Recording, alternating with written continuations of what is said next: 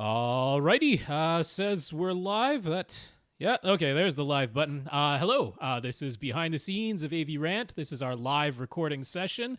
Yeah, if you're seeing this, this is just the as it's happening. So if there's any technical glitches, that'll be here. There's a completed version. I edit the video later with at least cleaned up audio, if nothing else, and times in the show notes. So the full versions post later in the week. This is just the as it's happening because Tom and I need to talk to each other anyway. Yeah. You've been warned. There. Okay, is that it? Yeah, you can start whenever you like. I guess I usually say that. Welcome to another edition of AV Rant. I'm Tom Andry, and I'm here with Rob H. This is AV Rant. It's your home theater and AV questions answered. A week has felt like a month, I'm sure, for everyone. And yes. So I know that the folks who are posting on Twitter and elsewhere who are like, hey, here's stuff to do because everybody's stuck at home and, you know, everybody has extra time on their hands and stuff. Like that is not true for everyone. For those of us with essential jobs, you know, the so-called essential jobs that don't stop to keep the necessary things that are going, our schedules have, if anything, gotten busier. I do not have extra time on my hands at all. So, yes, I keep what I do for a living private and I will continue to do so. But I meant to ask you before the podcast if you were still working. I thought you would. I am most definitely still working. Yes. I don't. Yeah. Stuff. People like you don't really have an option. I mean, it's the same thing for people at grocery stores and stuff. They're desperately hiring people around here for grocery store work, and nobody wants to take the jobs because, I mean, you're at the front line, except you're with people who are actively coughing on things to be jerks. Very much could be the case, unfortunately. Yeah. So I don't think that anybody was doing those types of comments maliciously. That was trying to gather a community and feel like we're in this together. And I appreciate all of that. But please do be aware that some of us are still very much working full entire schedules and have no extra time on our hands right now as things are going on. Right. All of the jobs I do are basically shut down. I can't do anything. So I'm sitting around the house. And if you follow me on Facebook, which if you try to friend me, I won't accept it. So don't try. But I don't. There's people I actively know in my life that I won't accept their friend request because I don't want to. So, but if you followed me on Facebook, you would see I'm basically stress cooking at this point. Sure. I just me and the family are cooking constantly. We're doing puzzles. Everybody's healthy here. Rob, how about you and your family? Is everybody healthy? So, my nephew is ill. We have no idea whether it's actually this virus or just something else. My sister is a nurse, so and thankfully he has his own separate room in their place, and so poor kid. That's got to be stressful. Poor kid was basically completely not only isolated, physically from his friends and everything, isolated from his nuclear family, sequestered in his room, the poor guy. I mean, that is no way to spend what is supposed to be March break, which of course is extended for schools now. So he will have time to himself. And, we have to be thankful for things like Skype and FaceTime and being able to talk online, get on your Xbox or your PlayStation and talk to your friends that way, which is something he's certainly been doing. So in terms of my family, that's the only person who's been ill. We don't know if it's actually COVID-19 or something else, hopefully something else, but he had fever and everything going on. And then Lee Overstreet, with whom we were supposed to record tomorrow, our SVS interview, he is ill, and again, no idea if it's actually this novel coronavirus or something else, but... And he lives in Alabama, and they're going to get the COVID-19 test about a year from now, I think. Right. That's what their plan is over there. So,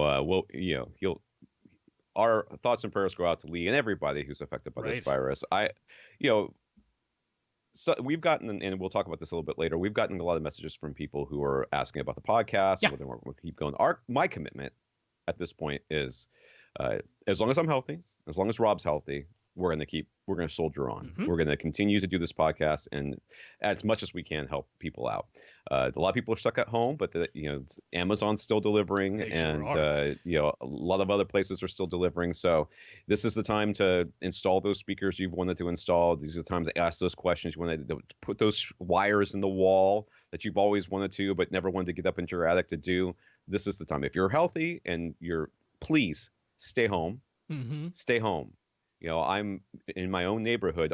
I have not gone out of my house except to shop for food, and I have not physically touched anything with my fingers in well over a week now. I've taken like one of those sanitary wipes, the alcohol wipes or whatever they are, and basically I open doors with it. I pick up food with it. I wipe my hands with it.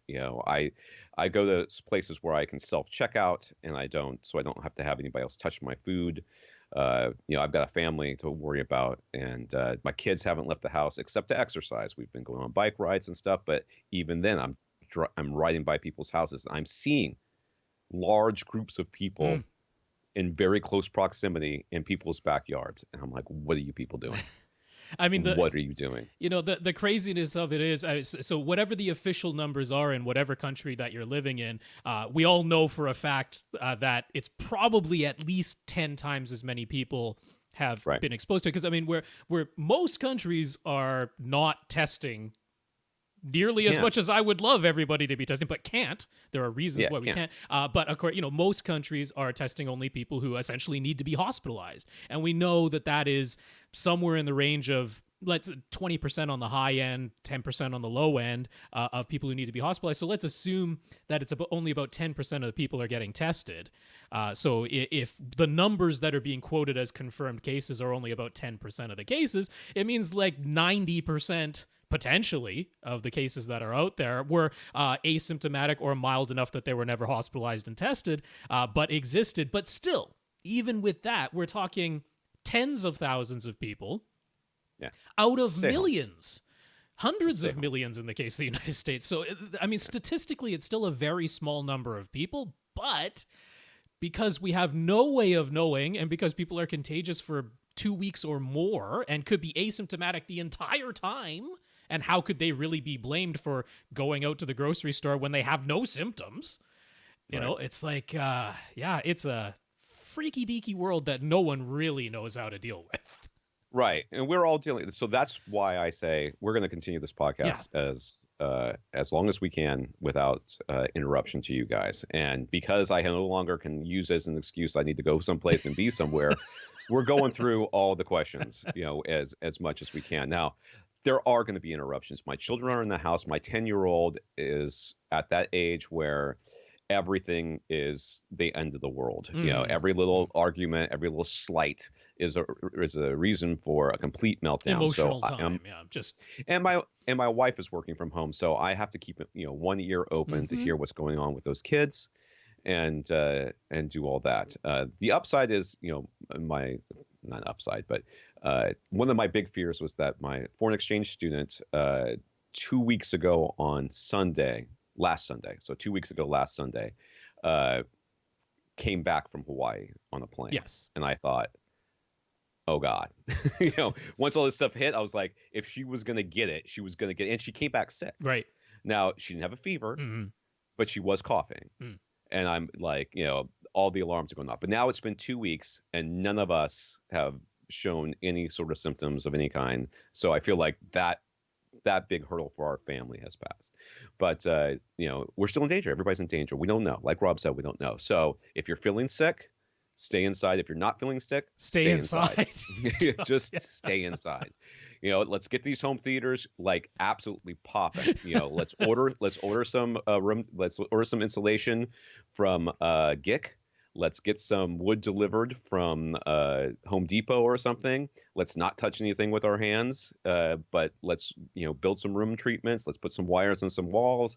We've got stuff we can do, people. Let's all do it together, and we'll make it through this to the other side. And at the other side, you'll be like, your friends will say, "How did you weather the COVID-19 storm?" And you're going to say, "You want to see my new home theater?" Right. Because that's how I did it. If on the other side of this, we can all come out complaining, God, I don't know if we really needed to isolate that much. If that is the outcome, yay. Like, Yes. I will be really, Yes. really happy if people are actually kind of angry and thinking maybe we didn't need to do all that, because we need to do all that. And if it seems like we didn't, that is the best of all possible worlds. It worked. It absolutely worked. Right. So this is AV Rant, the podcast that answers your home theater and AV questions. To get your questions answered, all you have to do is ask. You ask by emailing us at question@avrant.com. You can go to www.avrant.com. Leave us a comment there. Facebook.com/AVRant podcast. YouTube.com/AVRant. Contact Rob directly at rob@avrant.com. His Twitter is @FirstReflect. I'm Tom at avrant.com. My Twitter is @avrant_Tom. I can't even remember. It sure is. Matter. That's how much you use Twitter. That's how much. I'm sorry. If everybody would just settle down on Twitter, I would come back. You get one guess as to what's being talked about on Twitter these days. Yeah. Oh, I can only imagine. Hollow Earth? I'm guessing it's Flat Earth or Hollow Earth. It's one of those two. I want to thank our listeners of the week before we get into a review of the Audio-Technica ATH-CK S5TW wireless headphones. So memorable. Rolls right off the tongue. So rolls right off the tongue. They call them the solid bass wireless in-ear headphones. They're like the ones without any wires anywhere. So if you've been looking at these things and you want to know what my opinions of them are, you're about to find out. But first, I want to thank our listeners of the week. To become a listener of the week, you can go to avrant.com and click on the Buy Us a Cup of Coffee link, which will send you to a PayPal donation site. Or you can go to patreon.com/AVRant podcast. Right? Is that right? Yep. Where you can become one of our 111 patrons, including Mark, who's I guess our newest one, or mentioned that he had. No, he's been a patron for a while, but mentioned that he is, and we always say if you want to get mentioned that you are a Patreon supporter, you just let us know. We are happy to say your name. So thank you so much to our now 111 patrons over at patreon.com/AVRant podcast. I mean, heaven knows that, actually we'll get into this with one of the people who is one of the listeners of the week, that, money can be possibly spent better elsewhere. But at the same time, some people are saying, hey, you know what? Listening to podcasts is one way that I'm keeping my sanity at the moment, and it is valuable. So anybody who wants to support us and is in a position that they're able to do so, it's hugely appreciated. If you want to make it a one-time donation, we do have PayPal. So come to avrant.com, our regular website, and over on the right-hand side, it says support AV Rant if you want to be taken to PayPal for a one-time donation. And I can't stress this enough. This is not the time to be spending money frivolously, and we completely understand that. There's a lot of people that are severely affected by this economic shutdown, and it's only going to get worse. So as people are staying home and not buying things and not shopping and everything else, we try to support local as much as we can, but when you can't leave your house, it makes it awfully hard. So do not feel guilty or bad or whatever. We'll still be here at the other end of this, and at that point when your job returns and you're like, okay, AVRant helped me during that hard time, I'll put it in my, on my Christmas list to shop for something for, send them a little something later. That's perfectly fine. I'm fortunate my wife's job, because my job completely tanked, but my wife's job has not. And if it weren't for that, we would be, I'm going to tell you a quick story before we go on. I have a friend, and they were in the process of, buying a new house. They decided that because we live in the flood zone, and they wanted to move out of the flood zone because they live close to us. So they found a house outside the flood zone, and they put an offer on the house. They got accepted. So now they need to sell their house. So they found somebody to buy their house, and they got that offer accepted. Everything was all in place. Well, the problem is that they sold the house, or they bought the new house a week ago or 2 weeks ago, last Friday, and they were supposed to close Friday on their house, which means they were floating a loan. They're basically floating their loan for 2 weeks. But now the people who are buying their house have started pushing that number. They're supposed to close today. And who could have guessed between the time they bought their new house and they sold their old house that a pandemic would break out? So, it can be some people are in really dire straits, and we understand that. So don't worry.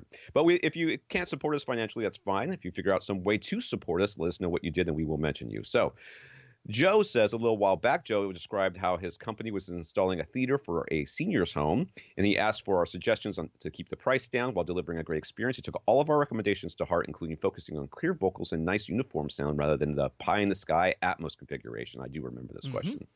So a nice, bright Epson projector with a silver ticket screen, HSU speakers with a Denon X3500H and dual SVS 2000 series subs, and the 5.2 configuration with multiple side surrounds for the multiple rows of seats are being installed, along with an APC battery backup, Apple TV 4K, and Harmony remote to control it all. Joe is letting all the various vendors know that AV Rant sent them their way.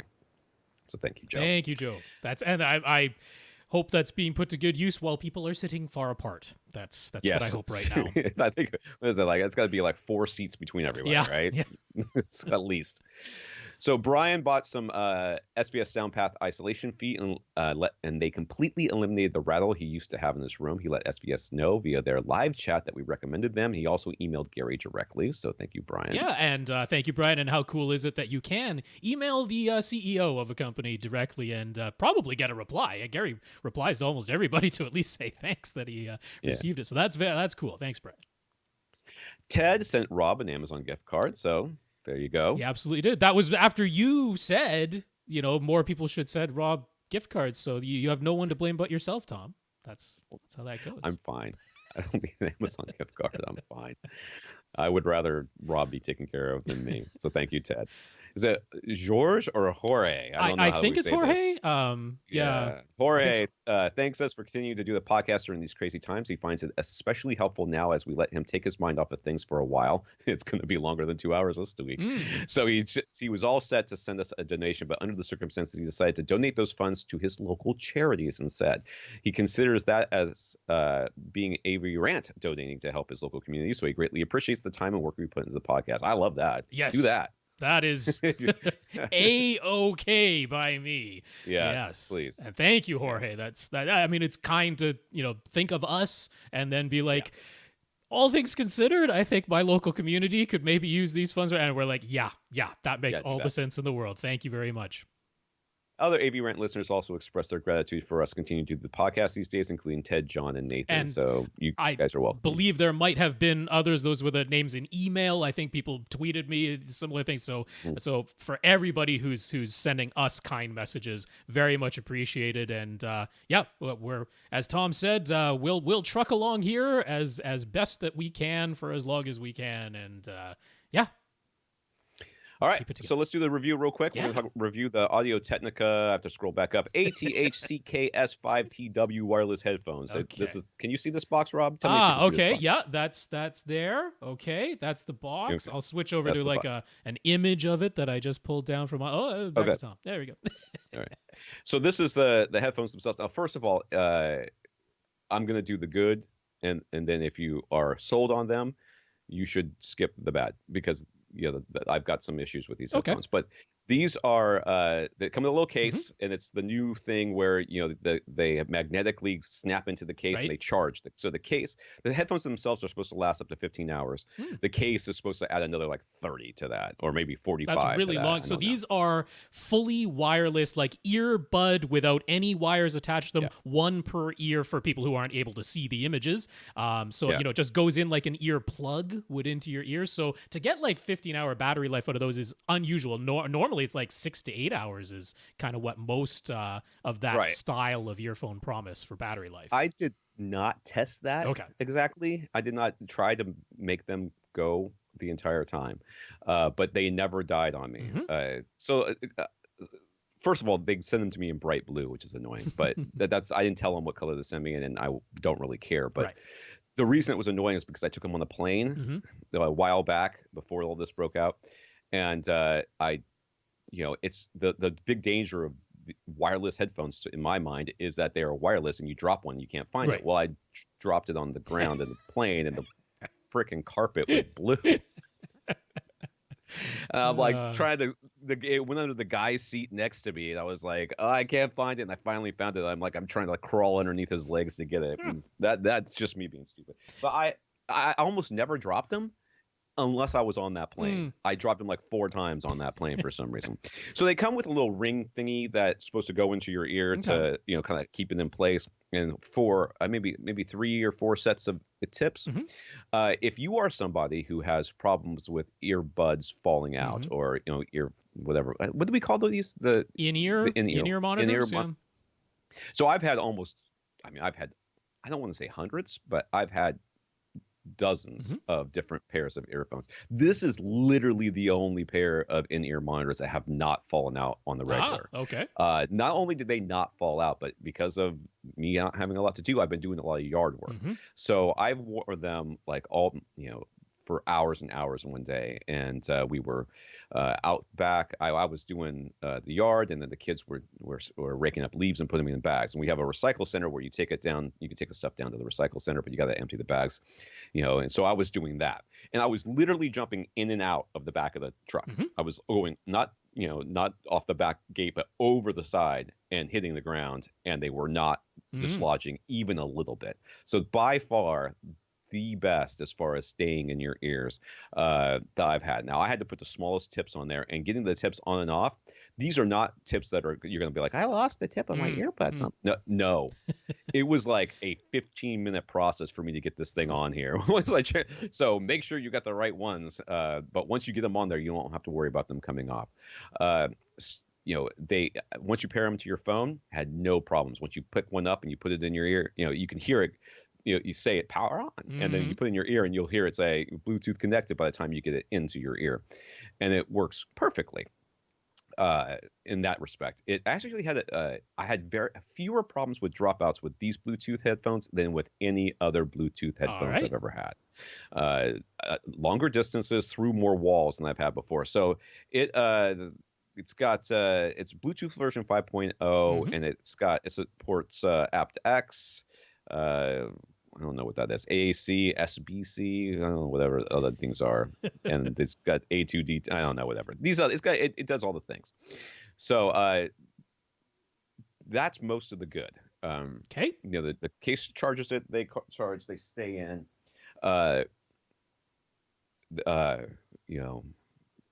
I'm assuming if you were wearing them that long that they're at least reasonably comfortable too, that you weren't they're more comfortable than some of the other ones I've worn. And I was surprised at that because the other ones have like loops over your ears and stuff like that, but these didn't bother my ears as much as other ones have, and I don't really know why that is, but they didn't, and I like them, so I will continue to wear them. If that's not an endorsement, then I don't know what it is. Now, if you wanted to hear the bad, and you haven't skipped forward to the news, then well, first of all, they're $150, which I think is a reasonable price for this kind of product. Yeah. They are called solid bass wireless. Okay. Yes, they are not a linear headphone in any by any stretch of the imagination.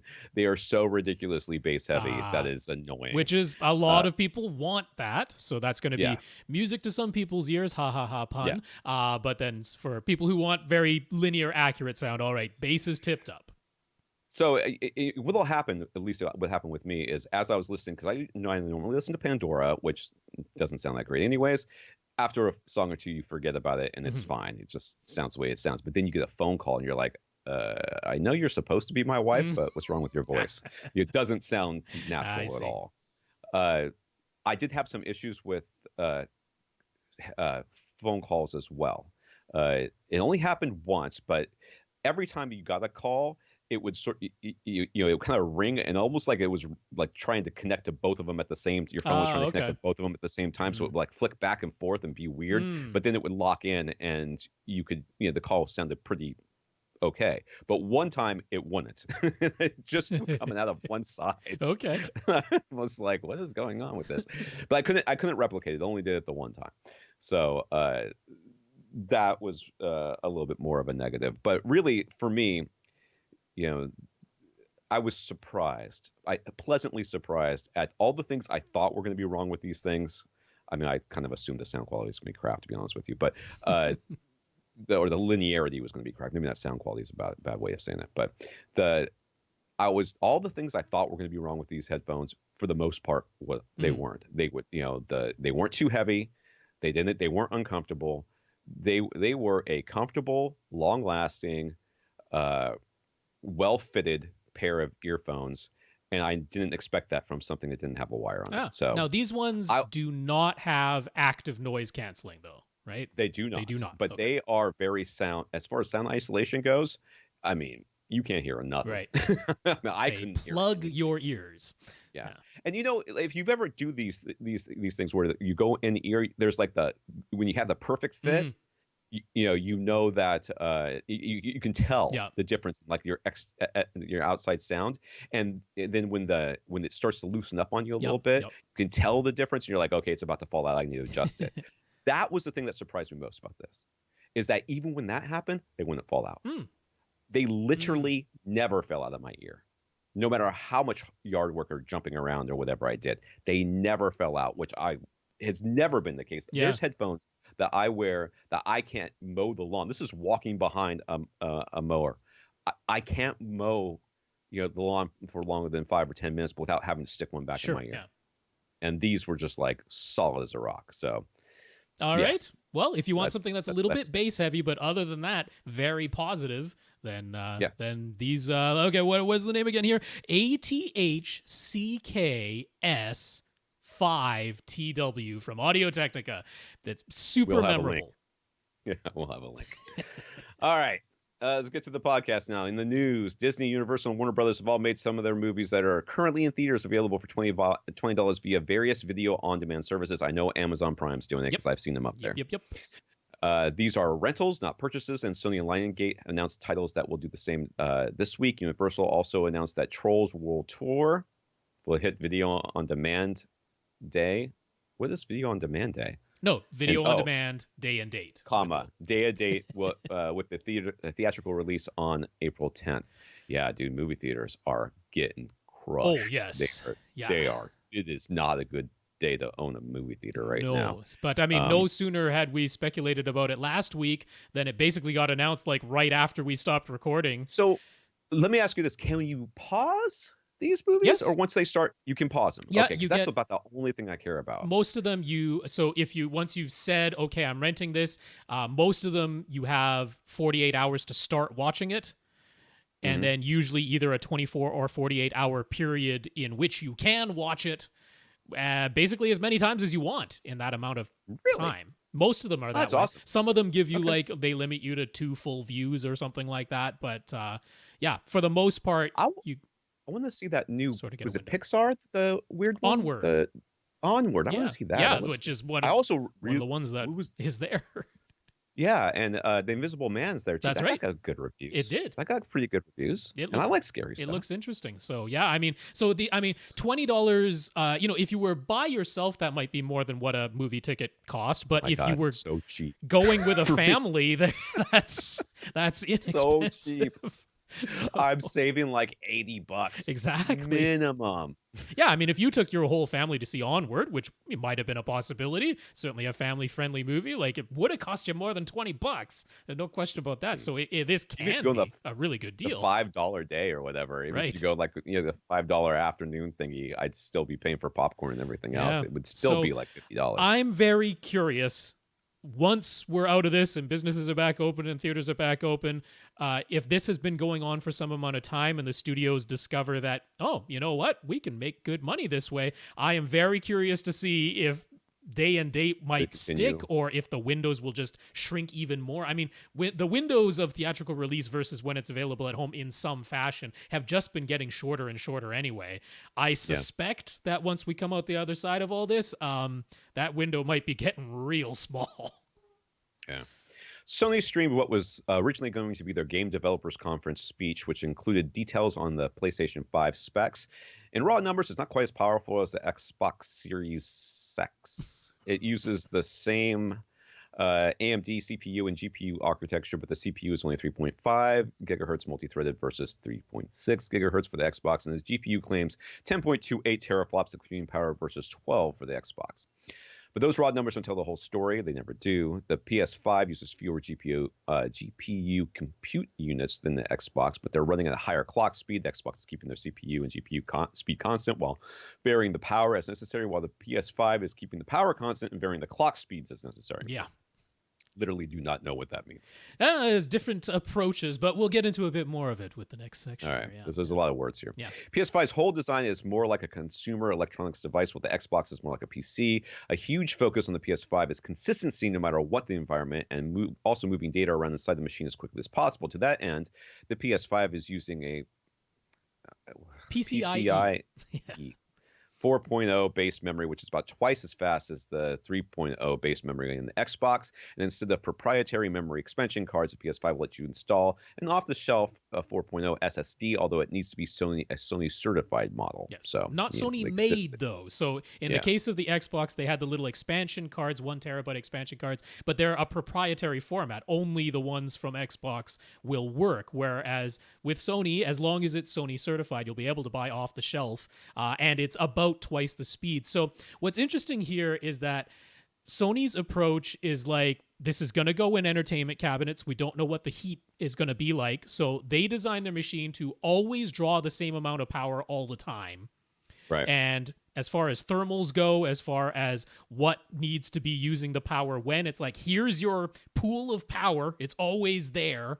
The thermals are going to stay pretty consistent that way. The power draw is going to stay very consistent and will throttle the chips as necessary to keep everything within that power envelope. Whereas the Xbox is like, look at how big our fan is. So, I mean, really, they spent a good amount of time. So, that's much more the PC approach of, we're going to build a PC tower that good luck fitting it below your TV, and the gigantic fan is what's going to let us run everything at the same speed all the time, but we'll vary the power and the fan as necessary. So 2 different approaches, and it makes sense. Sony's more of a consumer electronics approach, and Xbox from Microsoft is more of a PC approach. But this moving the data around, like at twice the speed inside of the PlayStation 5, I mean, that could be significant. What I think is going to be really interesting is that games that are third-party games that come out on both, I mean, they always have to sort of target whatever the lowest common denominator is.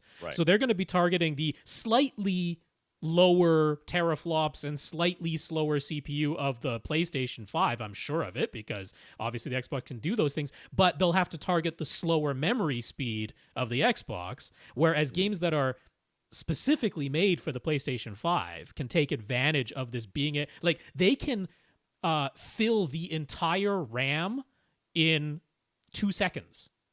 Yeah. Which before used to take like 20. Like on the PlayStation 4, it took 20 seconds to do that. Now it takes 2. So there could be differences in the exclusive games. That's right, where we might really see those differences.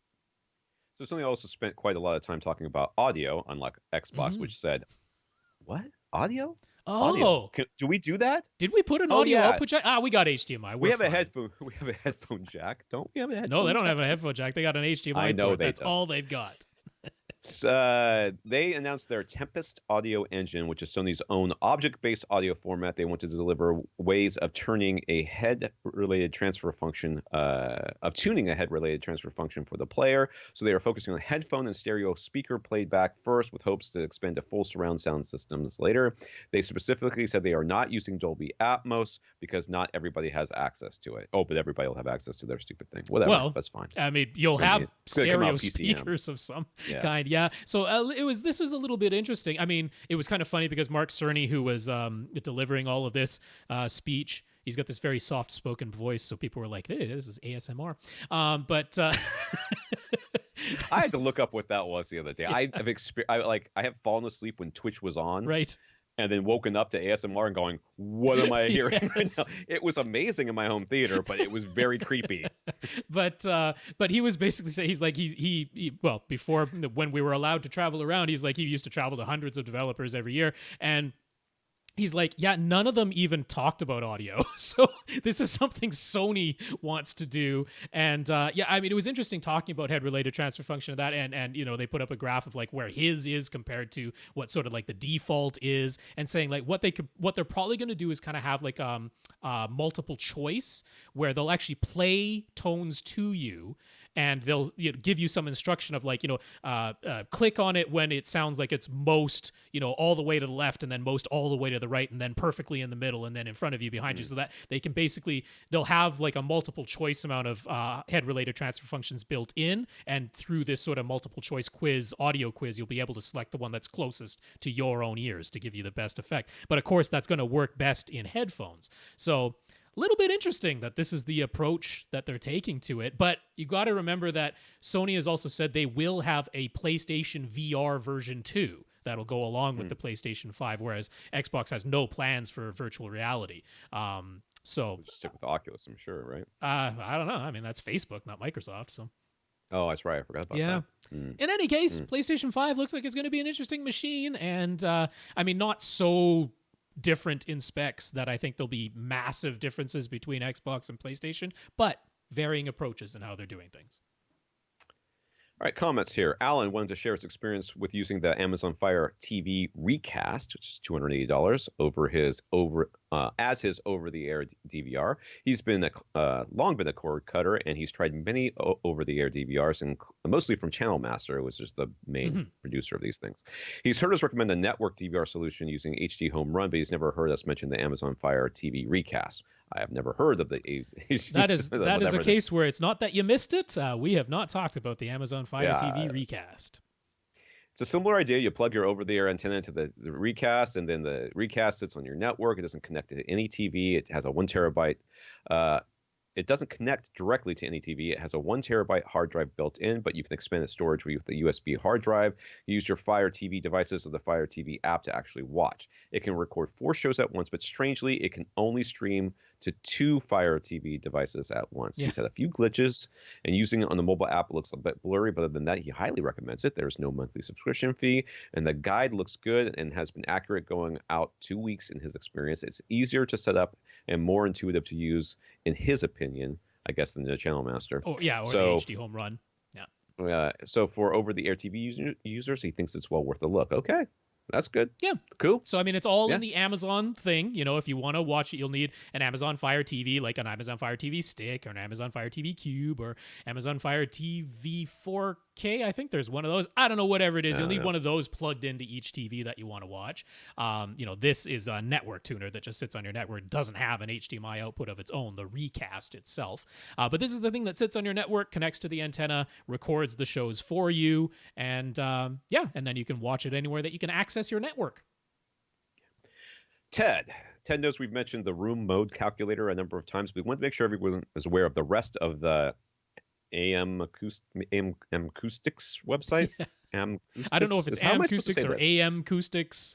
I mean, it's acoustics at the AM Acoustics. There, that's what I'll say. Anyways, that's where that's a site that hosts the room mode calculator. They have additional resources for building soundproof rooms, a database of absorption materials, and other helpful articles. So it's a good resource for people to check out. And speaking of resources, Rob just wanted to make sure everyone hears about the website that Alan Hutchinson mentioned during our HT Market interview, which is carltonbale.com, where you can find his spreadsheet to help you figure out viewing distances, screen size, seat riser height, and other calculations. Yeah. So I know that some folks didn't listen to that interview, and this was the only place that we've mentioned this particular, because some people are like, how do I figure out exactly how tall my seating riser should be? That was one of the questions that we went over in that interview. And he's like, well, there's this helpful spreadsheet that this guy, Carlton Bale, created. And I mean, it's a spreadsheet that does other calculations for you as well. So want to put that out there, carltonbale.com, and you can use the spreadsheet to help you figure some of that stuff out. All right. Ryan, this is our first question here. Ryan wants to assure us he is being genuine when he asked this.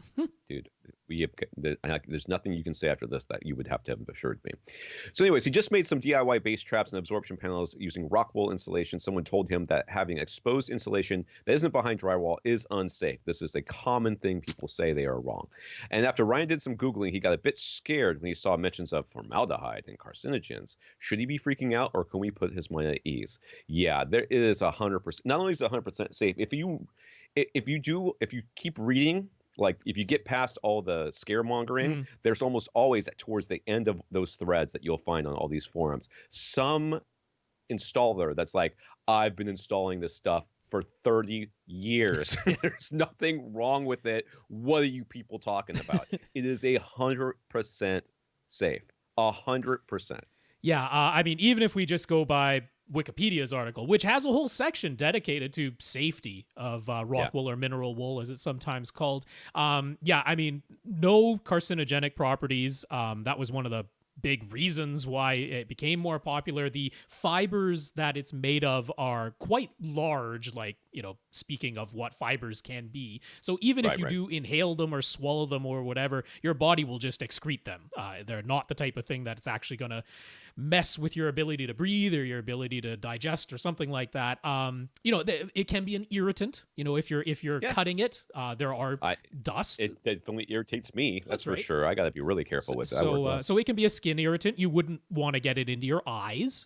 So eye protection, wearing a long sleeve shirt and gloves, good ideas. But yeah, as far as an actual health problem, no. Most of the stuff about carcinogens, that was asbestos, where the link between insulation and cancer came from was asbestos, because asbestos was the insulation that we used for ages, and it's really effective, actually. And then for a while we had fiberglass insulation that was either laced or lined with asbestos, and so the connection between fiberglass insulation and cancer was there, but it was really the asbestos part of it, not the fiberglass itself. The fiberglass was safe, the asbestos part of it was not.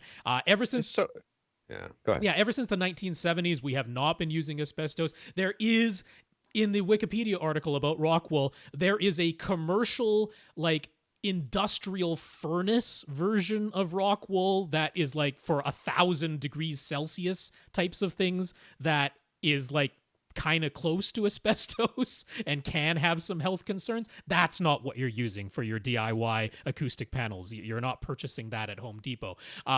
So yeah, we can definitely put your mind at ease. It is not a carcinogen. I could find no references to formaldehyde being used since 1967. So as long as you've bought it after that, you should be all right. So I found this stuff in an old barn next to a decayed car. Right. So I use it in my home theater. No. Yes. No.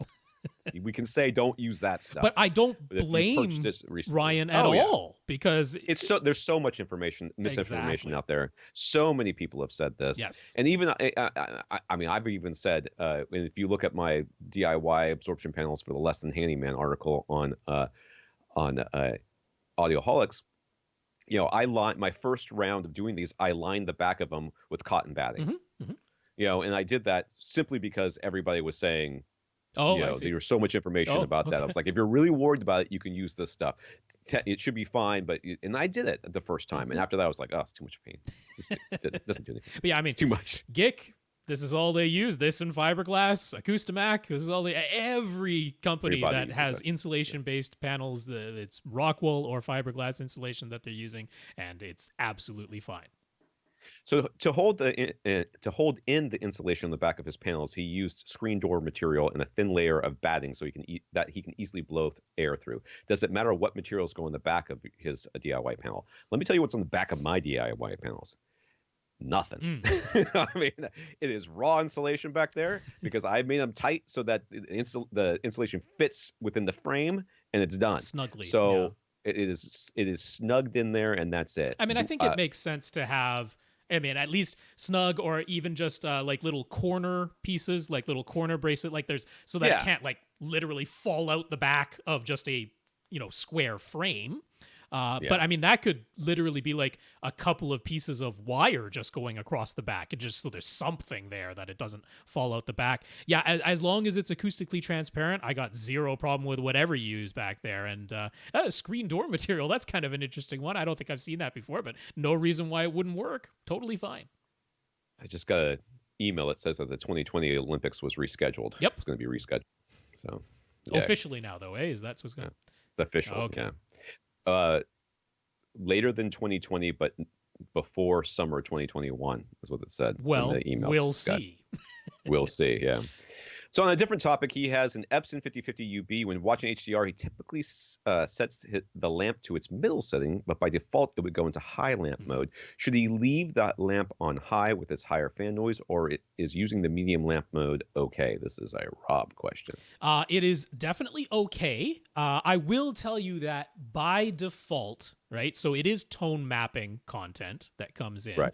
And by default, of course, it is assuming that it has gone into the default high lamp mode. That's what the tone mapping is assuming is the case. But that Epson has that wonderful, easy to access 16-point slider that lets you lower or brighten the overall brightness of your HDR image super easily with one button press on your remote and then moving the arrows back and forth. And for that reason, using whatever lamp mode you want. Now, you might look at it and go, I mean, it really just doesn't look any brighter than SDR in any capacity. The highlights don't look any brighter. Nothing looks any brighter. At which point, all you can do is have more light going through the light engine by raising the lamp mode. But if it's just a matter of I hate how loud the fan is, it actually does still look, appreciably more high dynamic range with it set in medium mode, but it all just looks a little bit too dim. Just use that slider. It's perfectly okay to do that. Jason's theater is a shared space. The full room is a roughly 15 by 30, and his theater area is half the room, so 15 by 15, yes. He's got a 5.2.2 setup using DefTech Pro Cinema speakers and dual SVS SB3000 subs. Yeah. He loves the SB3000. Now he wants to upgrade his speakers, and he's strongly leaning towards getting SVS speakers as well. Well, I love the Ultras. Got no problems recommending them. I really do love the Ultras. Good. I continue to be impressed by these speakers. Nice. As we're going on, I feel like just everything is better than it used to be. So, I still haven't installed the last two elevation speakers, but why haven't I? I don't know. Yeah, because you got burned. So he's trying to decide whether to get the SVS Ultra bookshelves or Prime Pinnacle towers for his front left-right speakers. Bookshelves would fit in more nicely, but the towers could fit, and he's got this larger room to consider. What are our thoughts? Bookshelves or towers? Bookshelves! Yes, I mean, in terms of how far away you are sitting from the speakers, not more than 15 feet, right? So in that sense, it's fine. I mean, where the only niggle that might enter into this is it's that upper bass, lower mid bass region, the crossover between the speaker to the subwoofers, where the Prime Pinnacle towers can output a bit more of that, let's say 80 to 160 hertz, right? They can play a little bit louder in there than the bookshelves can. But I don't think so. 15 by 15, he's not sitting that far away. 15 by 30 in total, though. I know, but he's not sitting that far away. He's not sitting that far. I mean, I will tell you, I think the Ultra bookshelves are 100% fine in this case. Yeah. There might be a little bit of EQing. There might be a little bit of raising Odyssey the crossover. Would probably end up doing that for you anyways. Well, that's just it. Yeah. You wouldn't notice it because you wouldn't have to do it yourself. Yeah. I mean, if there's a little dip there, it'll be universal across all the speakers, and all it do is just bump that up a little bit, and that's something that's super easy to fix. And that's not a dip based on cancellations. That's a dip based on physical distance and room stuff, which would be universal across all seats, which means boosting it up. It's unlike having a dip. So if you remember, a cancellation is when a wave hits another wave, and basically at where you're sitting, that wave is canceled, just like noise canceling headphones. No matter how loud you make that wave, the bounce is still canceling it. So you can't raise a dip if the dip is a cancellation base, but this is not a cancellation based wave.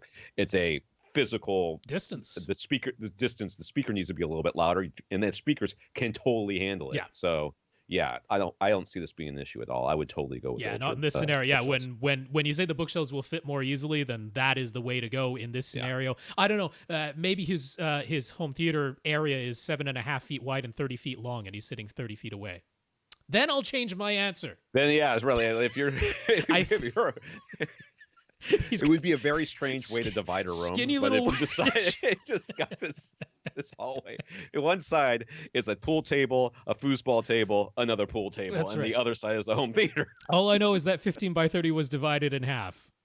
We would assume that makes it 15 diagonal. by 50. It's a grilled cheese sandwich cut. Oh my God!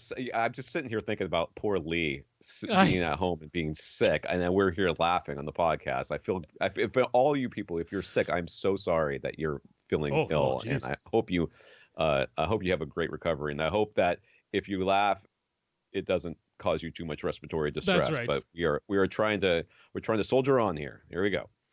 Ben, if you put your subwoofers in the corners of your room and you place corner bass traps above them, do these bass traps still work properly?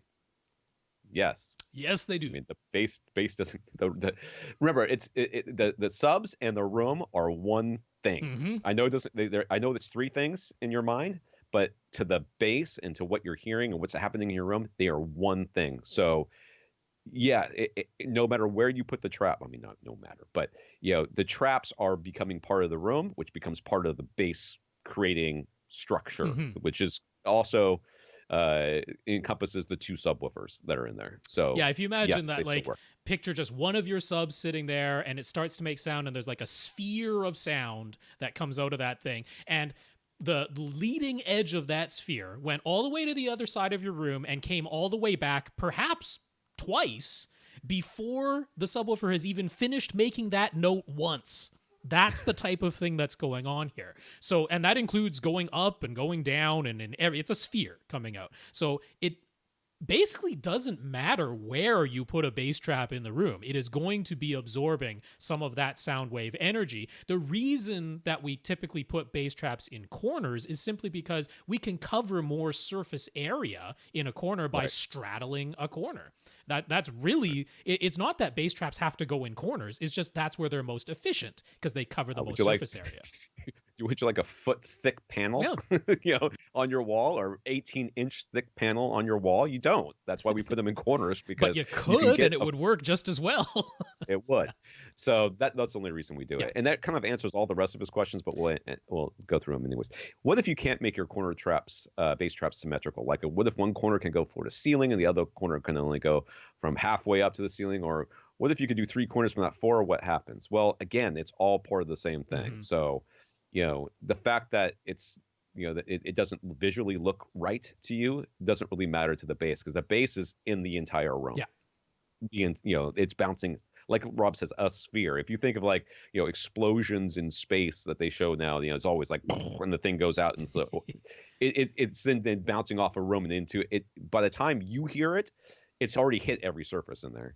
So the fact that the bass was, the bass straps were not symmetrical, it really doesn't matter. You're just trying to reduce the amount of, not reduce, but to absorb as much as you can, these reflections, so that once the bass stops, it actually stops. Yeah, actually, that's a key thing to understand with bass trapping, is that it's more about time than it is about, anything else. It's about time, because what we're trying to do with bass traps is that when the subwoofer stops moving and the signal said, hey, stop making sound, the room is still reverberating for some amount of time after that. The bass traps make it so that every time the sound wave makes its way across the room to the other side and runs into a bass trap, it loses more energy than if it were just a bare wall.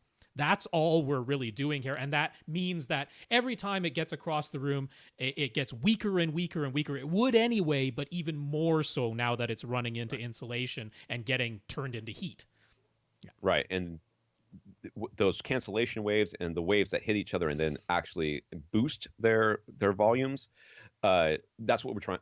We reduce the reflections, and we reduce the amount of time that it's coming around, so that when it does hit that other wave, it's weakened to the point where it doesn't have that effect, which allows you to have more even response across all your seats. That's right. So would Rob's 12-step guide work for 4 subs, or do you have to use something like a mini DSP to get that correct?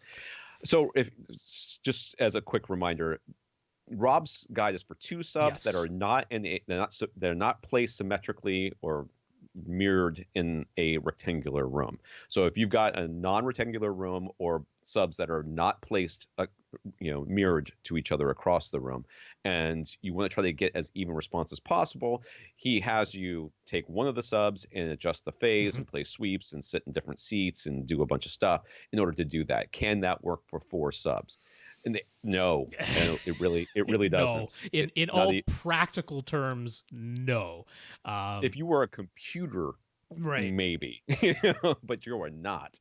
I mean, it would take the iteration, so much trial and error that yeah, you wouldn't want to do it. No, in all practical terms, the guide said works for 2 subs, but not more. What you want to do if you're using 3 or 4 subwoofers is use the multi-sub optimizer software. Absolutely, that's what you want to do. It's going to have you take a whole bunch of measurements, but it's taking a whole bunch of measurements, and then it crunches all the numbers and tells you what the various phase, volume, and individual EQ settings ought to be, and it can in fact just import those into something like a mini DSP for you. So that is absolutely the way to tackle it. Yeah, you would need a mini DSP. And to do this, you would need that. But you couldn't buy a mini DSP and then put all the subs in here and start filling with the phase. If you think about it's like a combination lock. You'd have to have that first one, and then you take the second one, you adjust the phase a little bit, and then write down, I guess you would have to write down your perceptions and then adjust it again, one at a time. And then take the third sub and turn it up like to 1, yes, or whatever, and then do the second sub all over again. Yeah, this is factorial math that we're talking about here. That's what's, every time you add another sub, you add another factorial to this. That gets to be a lot of combinations. 2 subs, just doing this with 2 subs, or doing it with a single sub that you're adjusting, is tedious. Oh, it is. But it would be... It's bad enough. It would be it's just so much worse with 2. I mean, with 3 or 4. So you definitely need a computer at that point. Yeah. Jules wrote us a couple of weeks ago regarding his Onkyo TX RZ740 receiver, which has Chromecast built in, but he was having trouble getting it to work with BBC radio. Mm-hmm. And we were like, don't know. I think basically that was basically what we said. Pretty much. I was like, if it can work with a regular Chromecast, then let's try that. That was my ultimate suggestion. Yeah, it turns out he actually can Chromecast BBC radio channels directly from his phone to his Onkyo, but only for Zone 1. He was trying to use the Onkyo controller app to also get BBC radio playing out of Zone 2, but none of the Onkyo's built-in apps can make it happen. Mm-hmm. So he's decided to go all in on Chromecast for his whole house audio. He tracked down 9 Chromecast audio dongles. So each room has his own. He can easily control which room or group of rooms is playing whatever audio he wants from his phone. Cool. So there you go. That was the Rob solution was kind of the solution. It ended up working. Yeah. That's cool. But now he needs amplification. He looked at the Dayton MA1260, but even with its 12 channels amplifications, it's not enough. He needs 18 channels. He'd have to import the Dayton, which makes it much less affordable. Since he has a Chromecast audio dongle for each room, and those can control the volume themselves, could he just search for used multi-channel amps and or used AV receivers with multi-channel analog inputs? Are there AV receivers with 7.1 channel analog inputs, not just 5.1? Any suggestions? Why would he need 7.1? Is this his whole house audio? Isn't it just 2 channel for each one? It's 2 channel for each one. Well, I mean, he's just thinking, with a 7.1, you could power 3 pairs, right? Whereas with a 5.1, you can only power 2 pairs with like the analog inputs, the multi-channel analog inputs. Right. So he's just like it's more efficient if it has. So there definitely are AV receivers with 7.1 analog inputs. Your best bet is probably going to be Marantz, because Marantz's always have full multi-channel analog inputs. In your case, you don't need the fanciest thing at all. So if you were to go for the 5000 series, I mean, you can go back however many years. Anything in the 5000 series will basically give you this. So if you can find good deals on Marantz 5000 series, or 6 or 7000 series as well, those will also work. But if you're looking for cheap, you can just whatever amps you can find. Doesn't matter. It really doesn't matter, because the thing controlling the volume is the Chromecast audio device itself. You don't need volume control on your amplifier. So is he going to be using multiple zones out in order to do this? Is that what his thought process is? Like if he gets, say, a Marantz AV receiver, he can just plug. So there's like front, left, right input, surround, left, right input, surround, back, left, right input, and then it'll just come out of the binding posts for front, left, right, and surround, back, left, right, respectively. Oh, okay. Right. So that's why he needs the analog. Okay, yeah. I was a little confused there for a second. Yeah, he was just thinking analog inputs let him do that. Okay. Yeah. All right. But you could also, it could get a little bit like clunky in terms of how many you have. You probably don't want to have like literally a stereo amplifier for each room, but you could. There's no reason why you couldn't just have 9 little stereo amplifiers, little Class D stereo amplifiers. That would also be totally fine in this instance. So like he doesn't need a distribution amplifier for what a distribution amplifier can do, which is manage which room is playing what and control the volume individually in each room. That's what a distribution amp is really good for. He can handle all of that just with his little Chromecast audio devices. He just needs something to amplify the signal. So any amplifiers at all. Yeah. Right. All right, he has 4 monitor audio CT165 in-ceiling speakers that he tends to use for Atmos. Above this ceiling is his attic. So he needs backer boxes, correct? Didn't we recommend some that are very easy to retrofit by being made of foam or something? Will those work for his application? Well, okay. So when we say that you need backer boxes for your attic, it's because that's normally what code is. Yeah, it's usually required by building codes for fire safety is really what they care about. For fire safety. So, it may or may not be the case in wherever you live, because I don't remember. Did he say he's I think he's in the UK because it's all BBC radio. I'm sure that's also your. I would assume. Your thing. And yes, there are like the foam ones or the rubber ones, like or whatever they are. RBH is the one who has the foam backers, and there's the Dyna boxes, which are the vinyl. Dyna box is the one I was thinking of. Yeah. But neither of those are fire retardants. I don't think they would live up to fire safety code. I mean, there are generic just covers, attic covers for your can lights, right? Yeah. It's the same thing. It's just a fire break. That's really all they care about, is that you have a fire break between your attic space and whatever is created a hole in your ceiling, because otherwise fire can go right through that hole. So it doesn't even have to be specialized. You just need something that is a code, what is it? Compliant. Code compliant fire break. That's really all you need. Monitor Audio does have their own backer boxes, but they're made of MDF, and I don't know if that would be up to code. I kind of don't think so. MDF is flammable. Although it might be enough to be a fire break. They also have styrofoam ones, which I don't think would be enough.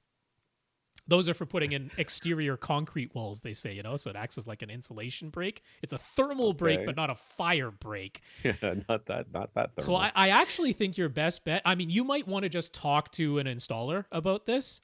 You don't even necessarily have to get them to do it, but usually most installers won't let you just purchase through their installer channel and not do the installation for you. But you know what? If you're going to have to go up into an attic anyway, you might just want to hire an installer to do this, because it's not complicated, but it's a bit unpleasant to have to go around in your attic and do all this. And it can just be, it's purely about the fire break that we care about. It can just be the generic stuff. All right, Nick. Nick has a C9 LG OLED TV. He followed the settings that Rob posted on AV Rant, and everything looks great, but Rob had posted his OLED light setting for a dark room as 14. Nick has a 25-watt bulb on, so his room isn't totally dark, and that setting makes things look a little too dim. If he raises the OLED light until things look pleasing to his eyes, will that mess with the other settings like brightness and contrast?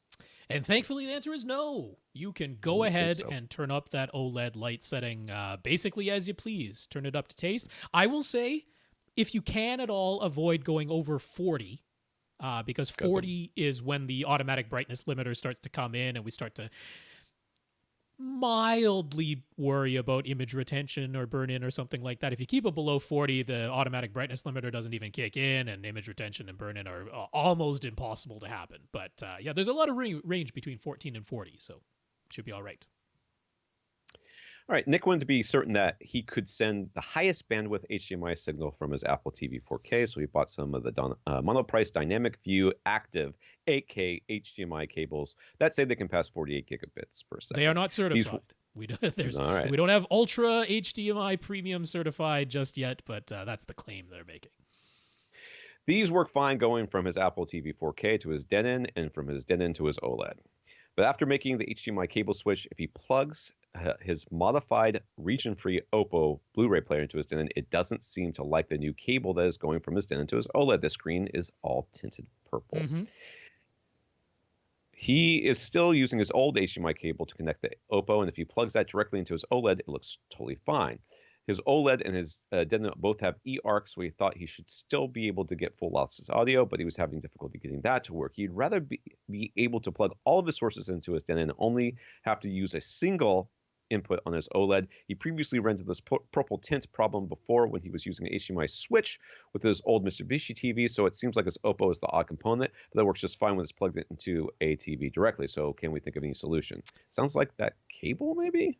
Is it the cable? I don't think this is the cable. I really suspect you might Tom yourself, you might have noticed this like with your Xbox if you've played around with the various chroma output options. Sometimes this happens when your player is set to output, like it can be an unexpected one. Usually there's chroma options for RGB, and sometimes that screws things up. Okay. Because your TV doesn't always kick into RGB input mode instead of YCBCR input mode. Sometimes having the whatever source device output YCBCR as 420 or 422 or 444 can lead to these weird chroma problems where you get like everything looks like a green is over it, or everything looks like a blue, or everything looks like a magenta, or whatever is laid over it. And it sounds like that's the type of issue he's having. And it seems like if the Oppo is connected directly to the TV, that handshake is working well enough that the Oppo's like, okay, here's what I need to send you.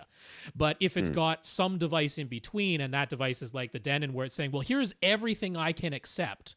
So the Oppo's like, well, I'm going to send you the highest thing that I can possibly send out. And then something in that signal is getting weird in the chroma channel, because this is a chroma problem that's going on here. It's happened with some of the Panasonic players connected to certain like Vizio TVs had this issue, because the Vizio TVs are set up to accept like PC RGB or 444 signals. And so can you go into the Oppo and hard? So you should be able to, this Oppo you definitely can. So what I would have you do is play with the color output setting. You should have the choice. You definitely want to do YCBCR, so make sure it's not going into RGB mode. And I would probably try something that is not 444, because this seems to happen mostly when it's YCBCR 444 causes these weird types of chroma errors. So I really suspect that's what's going on here. Now, the eARC thing, because that actually should work. You should be able to take a device like a Blu-ray player, an Ultra HD Blu-ray player, plug it directly into your TV, and then send full lossless audio, including like Atmos bit streams and DTS bit streams in the full lossless format via the eARC HDMI port on your TV back downstream to your AV receiver. That should be totally doable. Where things get a bit tricky is that by default, it relies on HDMI CEC being active for that to work. And if HDMI CEC is active, things can get screwed up. We know this. It's pretty unreliable. You've probably turned HDMI CEC off, and then you're like, well, how do I tell my AV receiver to listen to the TV's audio? There is a TV audio button that acts like an input button. Like, you have your Blu-ray and your cable box and your DVD input buttons on your Denon's remote. Well, there is another one that says TV audio, and that is the one that activates the ARC, or the eARC in this case, input. It acts just like another input button, but that TV audio button is not always amongst the other input buttons. It's like sometimes over to the side, like right underneath the power button. It's like in a different part of the remote. Sometimes, not always. So just look for the TV audio button, because that isn't an input you can select by rotating the dial on the front of your Denon. It will never go to that input. It's only accessible via the remote. That's weird. So yeah, that I think is probably just what's going on there, because otherwise you have to use HDMI CEC and then pray to the CEC gods. So if he plugs in an over-the-air antenna into his OLED, can he use eARC to send the audio back down to his Denon? If so, how does he do that? Which I think you just answered. That is it's the exact same scenario. So I think since these aren't working, he's probably followed the advice we always give, which is turn HDMI CEC off because it causes so many problems. This reminds me of all the questions we've gotten recently about SVS subwoofer recommendations Mm-hmm. and how they're like, we keep saying they are just being safe by giving you a recommendation for a sub that's like the sub you currently have. Our safe recommendation is turn HDMI CEC off, because so many of the problems that we get are because HDMI CEC is on. And it's easier for us to say, hey, okay, yeah, well, we know we told you to turn it off, but in your specific case, maybe it needs to be on because you want to do this thing. So sorry, but at the same time, not sorry. Well, like, thankfully in your okay, I have to think about this again, because in your Denon, you can definitely turn, they call it HDMI control. Right. Now, you can turn that off while still independently turning audio return channel, or in this case, enhanced audio return channel, on. You can turn on just the audio return channel part of things in the Denon. You can do that. But in the OLED, you do actually have to turn on HDMI CEC to get ARC working. So that could very well be the issue, because if you went into the OLED and turned HDMI CEC completely off, then ARC has been turned off in your OLED. And that has to be turned back on. Now, what the heck does LG call their version of HDMI CEC? They have a stupid name for it. Something Link? Simplink. I think that's LG's. Simplink. That does actually have to be turned on in your OLED. So, but not in your Denon. In your Denon, just the individual separated ARC part has to be turned on. So yeah, can't blame anybody, because that is not intuitive. And then you have to press the TV audio button on the remote. Okay. Yep. Damien. So Damien decided to go with the larger 120-inch screen despite our advice. I don't remember this question yet, but maybe I will as we go on. This was the one he was asking, should he get the skinny frame with the 120 or regular frame with a 110 from Silver Ticket? Because the skinny frame costs twice as much. That forced him to move his front left and right speakers farther apart, which in turn forced him to move his subwoofer that was in his front right corner to the inside edge of his front right speaker. Since he had moved everything, he decided to measure again with Room EQ Wizard. To his surprise, he got an extremely flat frequency response graph, and he thought he had lucked into an even better setup than what he had before. But when he listened to it, the bass sounded boomy now with long decay times, which wasn't the case before. So he checked his subwoofer settings and discovered that while moving it, the low pass filter knob and the volume knob had been moved. He put the low pass filter knob back to its highest setting and re-level matched his subwoofers, then measured again. The second measurement doesn't look as good in the frequency response, but it isn't as flat, but it doesn't sound as boomy as when he first moved the sub. So what's our advice in getting all this dialed in? How many subs does he have? 2. Does he have he has 2? Yeah, one towards the front of his room. He just moved the one towards the front of his room. He didn't move the one at the back of his room. Move the one at the back of your room. Move it so it's mirrored. Right. If it's still in the corner, it needs to be not in the corner anymore, because your front sub is not in the corner anymore. So measure how far in from the side wall your front sub is. Move that back sub that far in, and then don't worry about this. Basically, does he have a rectangular room though? No. His is the T-shaped room. Oh, okay. Forget it then. Yeah. And I mean, what really threw him is that when all he had done was physically moved the sub, and unbeknownst to him at the time, he had actually moved some dials on the back of the sub while doing that, but he didn't know that. And when he remeasured, he got this first very, very flat looking graph between, below 20 hertz up to about 80 hertz. It's really, really flat looking. And then when he's like, oh, whoops, I moved the volume dial and the low pass frequency, low pass filter dial, then he measured again, and it's like, well, that's not as flat. I mean, it's still not bad at all. You're like, what, plus or minus 2? It's like still really good, except above 60 hertz there's something little bit of cancellation going on. However, that is only in one position. It's only in one seat. And that's why you're still hearing the boominess and you're hearing the long decay times, because basically you went from going from having 2 subs that were playing at the same volume and doing the stuff that they were supposed to be doing in your room to having 1 sub giving the majority of the input, which means, yes, you may have had a flatter response at that one measurement. So you got lucky with that measurement. Right. If you move that microphone 2 inches to one side or 6 inches to one side, you're going to get a completely different measurement, which is where the boominess and the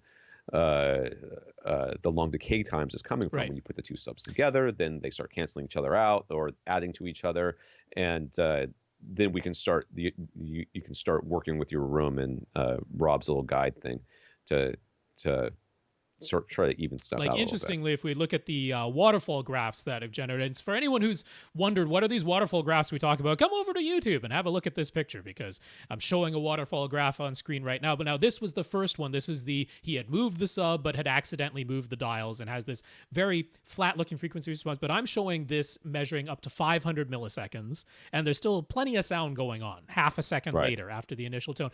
Interestingly, up in that 80 hertz region, in the above 60 to, in the, from like 60 to 80 hertz region, which in the second one is where we're seeing not as even frequency response, but shorter decay times in that 60 to 80 hertz region, whereas in the first one we're seeing like really long decay times. So I think some of why the frequency response looks flatter is actually a matter of, well, the same sort of dip in frequency response is happening, but it's playing for a longer amount of time. So cumulatively, the frequency response ends up being flatter. The decay times do look better, even though the frequency response doesn't look quite as good in the second graph. But again, only at one position. Yeah. So to figure out the story here, I mean, I'm going to tell you to go back to my 12-step guide, because that is the way to approach this. You have to do more than just one position. One position can give you sort of erroneous results like this, where it looks real good right here, but it's not actually giving you the full story. All right. Daniel was using a pull-down projection screen. He decided to try a 100-inch silver ticket fixed frame screen after we talked about them so much. He's very happy with it. He thinks it looks beautiful. Heads and tails above every pull-down screen he's ever had. It's nice. Velvet border. It's nice. And its nice velvet border has calmed his worry about seeing any overshoot. So with the money he saved, he bought a pair of Ascend Sierra 2 speakers to try out. He's coming from the KEF R series, so he wasn't particularly looking for an upgrade. He just wanted to try them since Rob loves them so much. Rob and his... He's like, if one suggestion was good, maybe another one will also be good. It'll also be good. He can see why. Ultimately, he can't really say either the KEF R series or the Sierra 2s are better or worse overall, but there are some differences. Sierra 2s, horizontal dispersion is amazing. But now he understands the comments about limited vertical dispersion. The main difference is that voices seem more distinctly separated from instruments, sometimes more pronounced, or as though the instruments really are in the background where the vocals are more in the foreground. Just a greater sense of separation and delineation. His immediate inclination was that he still preferred the KEFs, but he is aware he is just more used to their sound, so a fun audition regardless. So now to his question. Right. I just wanted to comment. I mean, that's wonderful that you're able to just take some time and audition things. That's something you were curious about and you want to hear it for yourself. I mean, and I would tell you, like, yeah, Sierra 2s versus KEF R series, like, man, there's no way I would tell you one of those is just flat out better than the other, like across the board. Nope. They're like competitive, definitely competitive, and in price and everything. So it's not to be totally unexpected, but love those comments. I'm hoping, looking at the image, that center speaker is just temporarily pushed back because he has some cables draped across. I hope that isn't where your center speaker lives all the time, pushed back on your equipment cabinet like that. If so, bring it forward. So here's his question. He used a curtain rod to hang acoustic panels in front of his window on his left wall. It's an interesting solution. Never heard of that before, but it's cool. Yeah, I like it. He tried his best to place them at the first and second reflection points. They are 2 inch by 4 inch by 2 foot by 2 4 foot by 4 foot by 4 inch thick panels. 2 inch by 4 inch. That's some little panels. I know. My brain did not completely click in there. I've only had one cup of coffee. I really need to fix that. And they are currently 27 inches off the floor. But if you were to raise the curtain rod, he could add a third panel to cover more of his windows, extending farther towards the back of his room. He needs to raise the curtain rod about 10 inches, though. So would that make the positioning of the panels too high? Is it okay to have the panels placed that high, or is it better to keep them lower the way they are now? You want them in front of your... basically, so your tweeter is hitting them more than anything else. That's what we're really worried about. So if you raise them up so much, and it sounds like it looks, basically my eyeballing it, is it'd be real close to being too high for my liking. Also, yeah, I mean, most people, when they're sitting in a normal chair, their ears are somewhere about 36 inches, maybe a little bit more off the ground. And you're talking about having the bottom of your panels now at 37 inches off the ground. If your ears and your tweeters are in line with those panels at all, it's going to be the very bottom little strip of those panels. And it might be the case that the panels are now fully above where your ears and tweeters are. I would not be in favor of that. With sidewall reflection panels, we do care about where they're placed. It isn't a case of literally put them anywhere in their room and they're going to do their job. These are a spot treatment to specifically target one kind of reflection in your room, and they do need to be at ear and tweeter height. So I'm thinking this isn't what you want to do. And I'm also, again, we're just sort of eyeballing by the picture that he sent, but I don't know how much you need to extend farther back. You've got the first reflection point. That's what we care about. Right. And I think you're just fine. Well, that's true, but I mean, he might be thinking more absorption in a room that looks like it's full of windows is not necessarily a bad thing. And to that, I would say, yes, I agree with you, but not at the expense of catching the tweeter on that first reflection. Well, what I could be totally in favor of is it looks as though this is sort of is that a split window? It's hard to tell because you got curtains covering it. But you managed to install this one curtain rod that's holding your current two panels. Could you put a second curtain rod? The second curtain rod is now higher, and it's covering like the back, the windows that are closer to the back of your room. So you'd have another one or two panels that are over that second part of the window that's closer to the back of your room, and those are higher, and those are essentially behind your seating position, and that I would be fine with, because that's more of I'm just taking more reflections out of this room and less about a specific reflection that you're trying to treat, which is what you're trying to do with the ones that are at your first reflection points at the front of your room. So I wouldn't move what you have right now. That's ultimately my advice. There are so many nice speakers in this room too. Do you see that he's got Kef? He's got the Kef. Yeah, he's got the LS50s. Yeah, he's got the LS50s. And he's got a lot of computer setups. Yeah, 1, 2, 3. At least 3 very wide monitors. Well, 4 monitors, because there's some stacked on that back wall.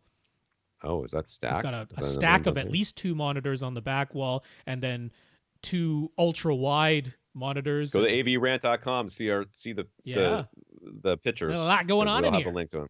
Yeah. Andrew on Twitter and Chris via email. So this is related combo questions. Yes. Someone said on the forum, We're starting out good. Probably wrong. Whatever's coming next, don't listen to it.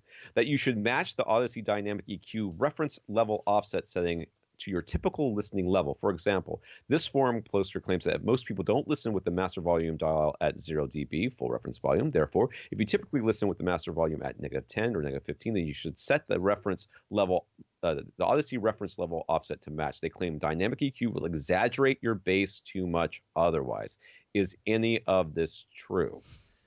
I'm going to say no. Okay, this is literally me not remembering what the reference level offset does. And that was Chris as well. Yeah, that was right what Chris was asking. He says he noticed, he got this dynamic EQ setting, and most people have heard us say enough times that, yes, dynamic EQ, good thing, turn it on. Yes. But then he's like, there are these additional 3 levels. What are those about? So, yes. Okay. So, if you're offsetting it, let's just pretend that you're offsetting it, and the way this works, and Rob, you're going to correct me if I'm wrong here, that if you normally listen at -10, you should set it at -10. That makes, that would actually boost the bass all up for the -10 level, wouldn't it? More than the other way around. No, so let's explain the reference level offset. What that tells you is, where does Odyssey Dynamic EQ start to adjust the equalization curve? Where does it become active? Now, its default setting of 0 is that anywhere below 0 on the master volume dial, dynamic EQ starts to do its thing. And what dynamic EQ is attempting to do is it says, okay, at 0 dB on the master volume dial, I do nothing to the signal. We play it exactly as is. But anywhere the master volume dial is below 0 dB, we know that some sounds, because human hearing is not linear, some sounds will start to become inaudible, particularly in the bass, where we're particularly bad at hearing things linearly.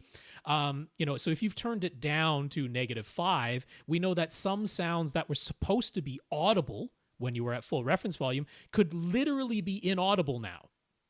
Right. So dynamic EQ is going to boost those back up to at least make them audible. That's what it's trying to do, keep everything audible. Now, if you use the reference level offset, it's saying don't do anything until you get to below -5 or below -10 or below -15. Those are the 3 available levels on the volume dial. So it will not touch the signal at all until you get below whatever negative number you've chosen on the master volume dial. Right now, what is that for? What it was meant for is in movies, we can be fairly confident that things were mastered to THX reference volume. Mm-hmm. Sometimes it isn't the case, but in almost all cases it is. But music is different. If it were a live recording of a rock concert, you might have peaks that go up to 120 decibels. Right. And so there's no chance that you're good. Well, if you are attempting to keep peaks to 105 decibels maximum in your speaker channels, then something that has peaks that go up to 120, you're going to be listening to that at -15 on your volume dial.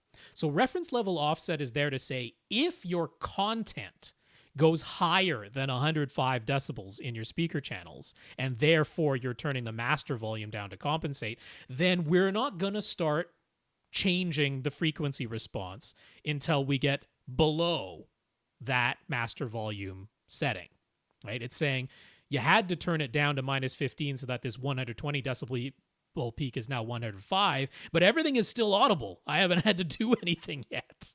That's what the reference level offset is there for. So this suggestion of, hey, normally I listen at -10, so I don't want dynamic EQ to do anything until I get below -10, only applies if you have basically tuned to taste, which is what a lot of people do. A lot of people say, I always listen at -10, but when I listen at -10, I'm not getting all the bass I want, so I goose my bass by 5 or 6 dB, and now it sounds right to me. But then I activate dynamic EQ, and it boosts the bass even more, and now it sounds exaggerated, but if I use this reference level offset, I can put it back. No, just don't goose your bass to begin with, and dynamic EQ will do what it was designed to do. Well, this is one of those questions that we get, and we get them all the time, where it's people getting advice online that is so easily checked by actually just turning on your system and activating it, and then listening to something and going, no, it sounds fine, and then going on with their lives. I mean, it's so easily checked. They want to know if it's right or wrong. Well, I understand that, but I mean, the long and the short of it ends up being, if it sounds good to you, then don't worry about what people online say. I have never once turned on dynamic EQ has always been on. I have never once thought, ooh, that bass is more exaggerated than I think it should be. Never once thought that. Never once. It's always sound even compared to everything else, no matter what volume level I'm at. But see, the advice to set everything up and then goose your bass a bit is really, really common. Yeah, I know, it's terrible. I mean, that's out there all over the place, and it's so common that people who have just, like, they might have even forgotten that that's what they did, because it's just what you do. It's what everyone tells you to do, is goose your bass a little bit, because I agree. Most people are not listening at full reference volume because it's really, really loud. It's really loud. And then it's quite loud. Most people are coming from an AV receiver that didn't have Odyssey, at least not the fancy versions of Odyssey. Yeah. And so when they turn their master volume somewhere below 0 dB, and the bass does go. In fact, it can become inaudible when it should have been audible. And they've gotten used to, well, I just always boost my bass by at least 3 dB or 6 dB or something. That's just what they're used to.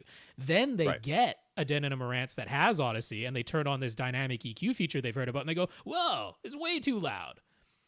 I can see totally how that happens.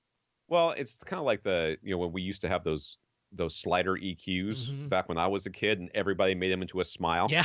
Yeah. Yeah. It's like we all just assumed that the mid range was too hot and all Right. of these things. Right. We're all compensating for Human hearing. vinyl, Yeah. and That too. vinyl recordings and what they could record and human hearing. Yeah.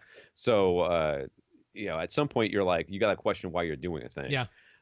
So I'm going to read this question, and since I'll answer my answer to Okay. it, and then I'm going to leave and go grab another cup of coffee. Sounds good. We're still a third of the way. We've got a third of the way to go here. Chris also asked if we could explain the mid-range compensation Odyssey setting in the Odyssey editor app, which reminds me I need to go back and adjust that because I ran it again. It's like a built-in dip around 2 kilohertz, right? Should it be turned off? I mean, there's a reason for it. I can't remember what it is anymore. I turned it off. Mm-hmm. I think that the difference between on and off was inaudible to my ears in my room. I think it's something I reran Odyssey and did not. I totally forgot that I had turned that thing off. Just now, you asking that question makes me remember. Oh, I should go turn it off again. It's one of those things where you're like, well, I mean, in theory, I should not want this on, so I'll turn it off. But in reality, I don't hear. You don't hear it. At all. So whatever. Yeah. All right. Go, Rob. Okay. Tom's off getting his coffee. Yeah. So the mid-range compensation thing came about because it's actually kind of a throwback thing. Like Odyssey was measuring a lot of speakers, and they noticed that the majority of speakers that cross over between the tweeter and the mid-range driver, or if it's a two-way speaker, the tweeter and the woofer, most are designed to have that. A lot of them have it at 1.8 kilohertz. Some have it at 2, 2.3, 2.5. Most speakers have it right in that region. And unfortunately, quite a few speakers don't have the best design crossovers, or they only use a first order crossover where the tweeter is actually playing quite a bit lower than it ideally should, or the woofer is playing higher than it ideally should. There's quite a bit of that with a lot of speakers out there, and Odyssey was like, well, we're trying to say that this is room correction, that this is speaker correction, and they can put in what is very much close to a notch filter. If you look at the way it looks in the Odyssey editor app, it looks like a more gradual dip, but it's in reality, it's closer to a notch filter where it's like a really small range and quite a hard cut, but only at a narrow band of frequencies. And it was really to compensate for, in essence, not so great designed or built speakers. These days, there are a lot of speakers with really well-designed and implemented crossovers, and if you have a speaker like that, turning off that mid-range compensation just sends the signal on through without anything that Odyssey was doing. It's probably the way to go. It's more a matter of if you're noticing somehow like phase problems with like you move your head and you literally hear like a bloop sound whenever the tweeter and the mid-range are playing right there in that 2 kilohertz band region. That's what that was designed to compensate for. More or less, I'd probably say turn it off these days. You always could in Odyssey Pro, and now they've just made that available to consumers in the Odyssey Editor app. Okay, Tom's not back yet, so I'm going to carry on to Dan C. Dan is looking for a fairly inexpensive projector to use with a golf simulator. He'd like both a 1080p and a 4K suggestion, although he does say it doesn't have to be true 4K, because those are still expensive. Wobble K would be just fine. Alrighty, Dan, this is just coming from me, but it probably would have come from just me anyway. My number one suggestion to you is pretty new. It's Epson's Home Cinema 3800. It is a Wobble K projector. You can find it for about $1,500 right now, $1,500. The suggested price is $1,700, so you can definitely find it for that. I don't know if that's more than you were looking to spend, but in terms of a pretty darn affordable 4K and HDR capable projector, the Epson 3800 is definitely the way to go. One thing I was considering is that with a golf simulator, I'm assuming you're standing up, which means you need a projector that can go high enough above you and shoot down at steep enough an angle that you're not going to have issues with like your own head creating a shadow, basically. So something with a lot of lens shift ability like the Epsons have. It is manual controls. It's not motorized, but at this price, you wouldn't expect that. That's my number one, but maybe that was too expensive. So if it's too expensive, I'm going to suggest BenQ in both cases. Again, I was thinking this is you're probably standing up, needs to go above your head or something like that. I think the BenQ, the model number is the HT2150 ST, and the ST stands for short throw. This is not ultra short throw. This is not the type that sits on a little thing like, a foot in front of your screen. Not talking about that. This is a short throw projector where you can cast a 100-inch image from I think 5 feet away, something like that. Most projectors need to be 8 feet away. So it's a short throw projector with some lens offset already built in. And those go for $900 is the list price. You can find it for about $800. If you don't need the short throw, there's BenQ's HT2050A. The performance is the same, but it just has a normal throw lens. That's really the only difference there. And those you can find for $700. So those are 1080p, but nice, accurate colors, bright enough. Those are the way I would go. I'm sorry. So I went out there to get coffee, and I talked to my wife briefly, and she's still working. She's working from home.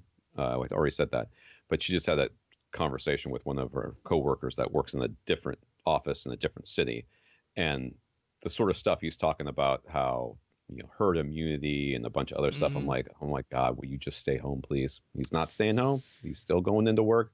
He's still soldiering on. He's not worried about it. I'm like, well, maybe he isn't, but everyone he comes in contact with. I know. I mean, I'm sitting here worried to death about Lee. I told her, and she gasped, is he going to be okay? I'm like, I don't know, he's going to be okay. I'm sure he'll be fine, but stay home.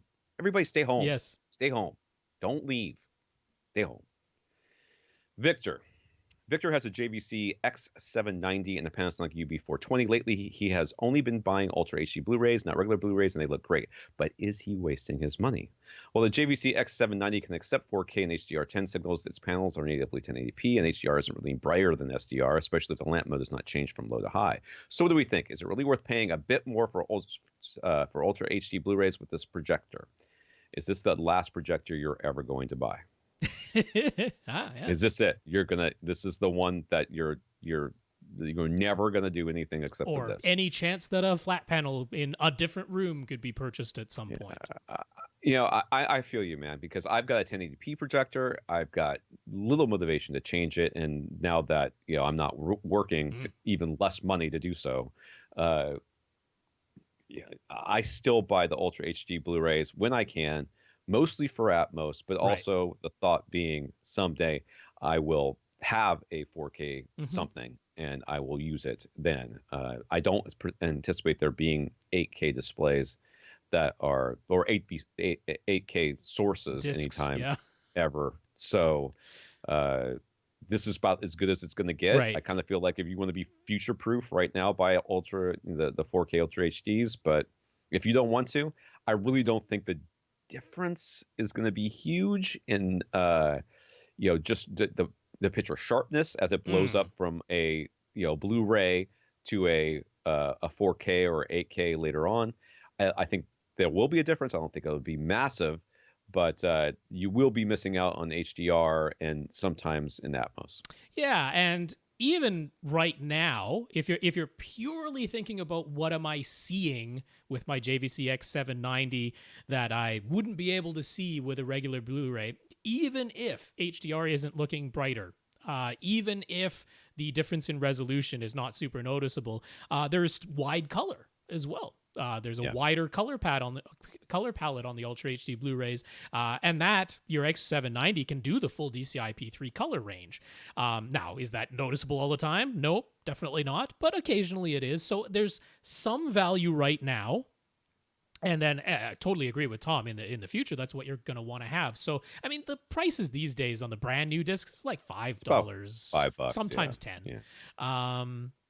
And I'm with you, man. I hate spending extra money with the stuff I'm not going to use. I see where you're coming from. I see where you're coming from, and believe me, every time I buy the Ultra HD one and I see the Blu-ray right next to it, I'm like, not only am I not getting much out of it, but oftentimes the black levels in the Ultra HDs, because they're getting crushed by the 1080p projector, don't look as good from the HDR to SDR conversion. But Victor doesn't have to do that with his, so you're not losing out there. And then the audio is the other side of it, which again annoying because there's no technical reason why the Blu-rays couldn't have the exact same Atmos and DTS:X soundtracks. They totally could, but studios are choosing. all the way back to component video and say there was no reason why we needed HDMI since component video is perfectly capable of handling 1080p. But here we are. It's an HDMI world full of HDMI problems, usually ending in CEC. Are there any particular settings for his Panasonic UB420 that you should be aware of? Man, we have talked about this thing so many times. Can we just post something someplace and just say, don't make me go here? Well, I mean, no, just a post on the because we send people to other links, right? Sometimes, yes, most of the for time. Previous ones. I mean, really, the only thing here is that you might want to try on the HDMI optimizer, which is it asks you what type of display do you have.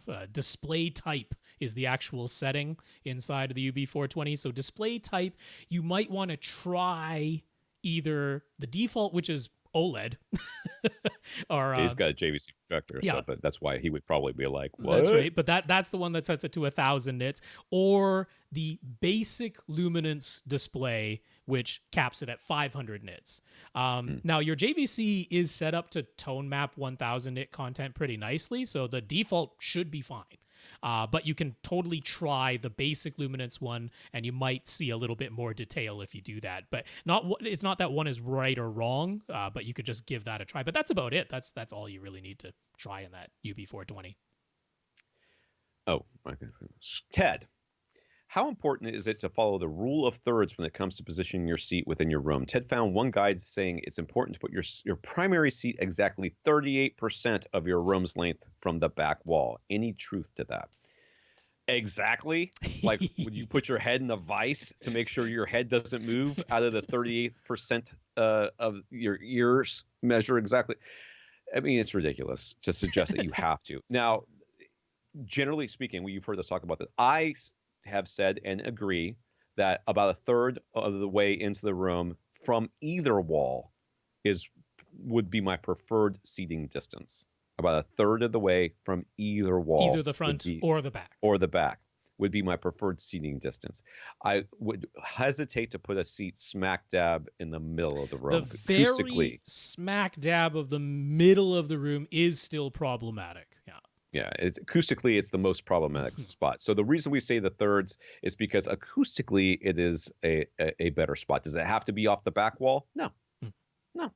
You can put it a third of the way in the room, estimated. Just don't put it smack dab in the middle, essentially, or on a wall, on the back wall. This was, so I mean, the rule of thirds thing was more common back when nobody was using more than one subwoofer. Yeah. And the room treatments weren't really a thing, and there was no Odyssey. We didn't really understand how bass worked in small rooms at the time. So, I mean, I remember it being, put your seat about 1/3 of the room's length off the back wall and have your subwoofer 1/3 of the room's width along your front wall. Like, that was really common advice for a long time. Yeah. HSU had that written on their website. Like, that was... or in their manuals, in fact, like that was really, really common. That was sort of the rule of thirds, rule of thumb thing that came about. I was in my room in Jacksonville, back before Odyssey and all this other stuff. My seats were a little, not quite a third off the back wall. They were a little bit closer to the back wall than that. And my subwoofer was a third of the way into the room from on the front left wall. Yep. So it wasn't, and that was sort of the, don't put it in the corner. Everybody said, don't put it in the corner. You can't put your sub in the corner because they'll get boomy. That was the advice, and we all gave it. But this was to deal with basically completely untreated rooms with one subwoofer. Yeah. And we knew acoustically that sounded about as good as you could get it.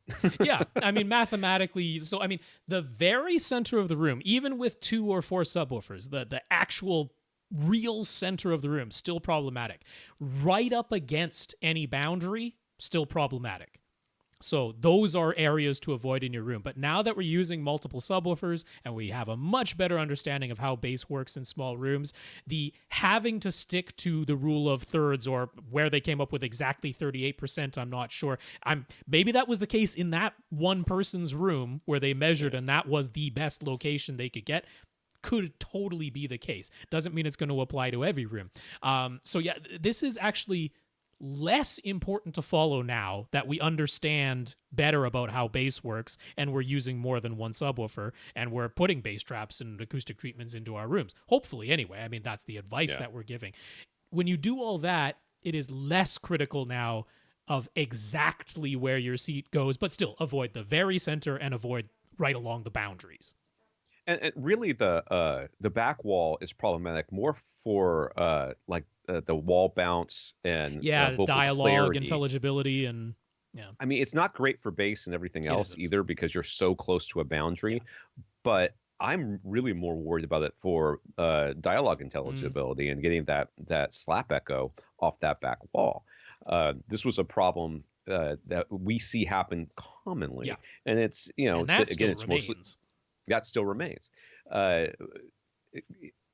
The rest of it, like Rob said, I mean, we just try to keep people from the middle of the room and from the back wall, essentially, and then we let the room treatments, the room correction, and the subwoofer placement deal with the rest of it. So we're in a much better position than we were like 10 years ago. Definitely don't feel that when you're planning your room, your seat must go at exactly 1/3 or exactly 38%. No, not necessary. No. Brandon asks, which do we think sounds better, the Paradigm Cinema 110 CT 5.1 or a DefTech Pro Cinema package with Pro Monitor 1000 left rights, Pro Center 2000, Pro Monitor 800 surrounds? In any case, he'll be using a Martin Logan Dynamo subwoofer. I believe I like that subwoofer. Let me look at these speakers. Yeah. So, I mean, the Paradigm Cinema 110 CT package, just overall, everything is smaller than the DefTech Pro Cinemas that he talked about. So, these are 4.5-inch drivers in the Paradigms, except for the little surrounds, which are a 3.5-inch driver in those. Whereas in the DefTechs that he mentioned, what are these at? These are 5.25-inch drivers in the front speakers, the front, left, right, and the center. Those are 5.25-inch drivers, and 4.5-inch drivers in the Pro Cinema 800 surrounds.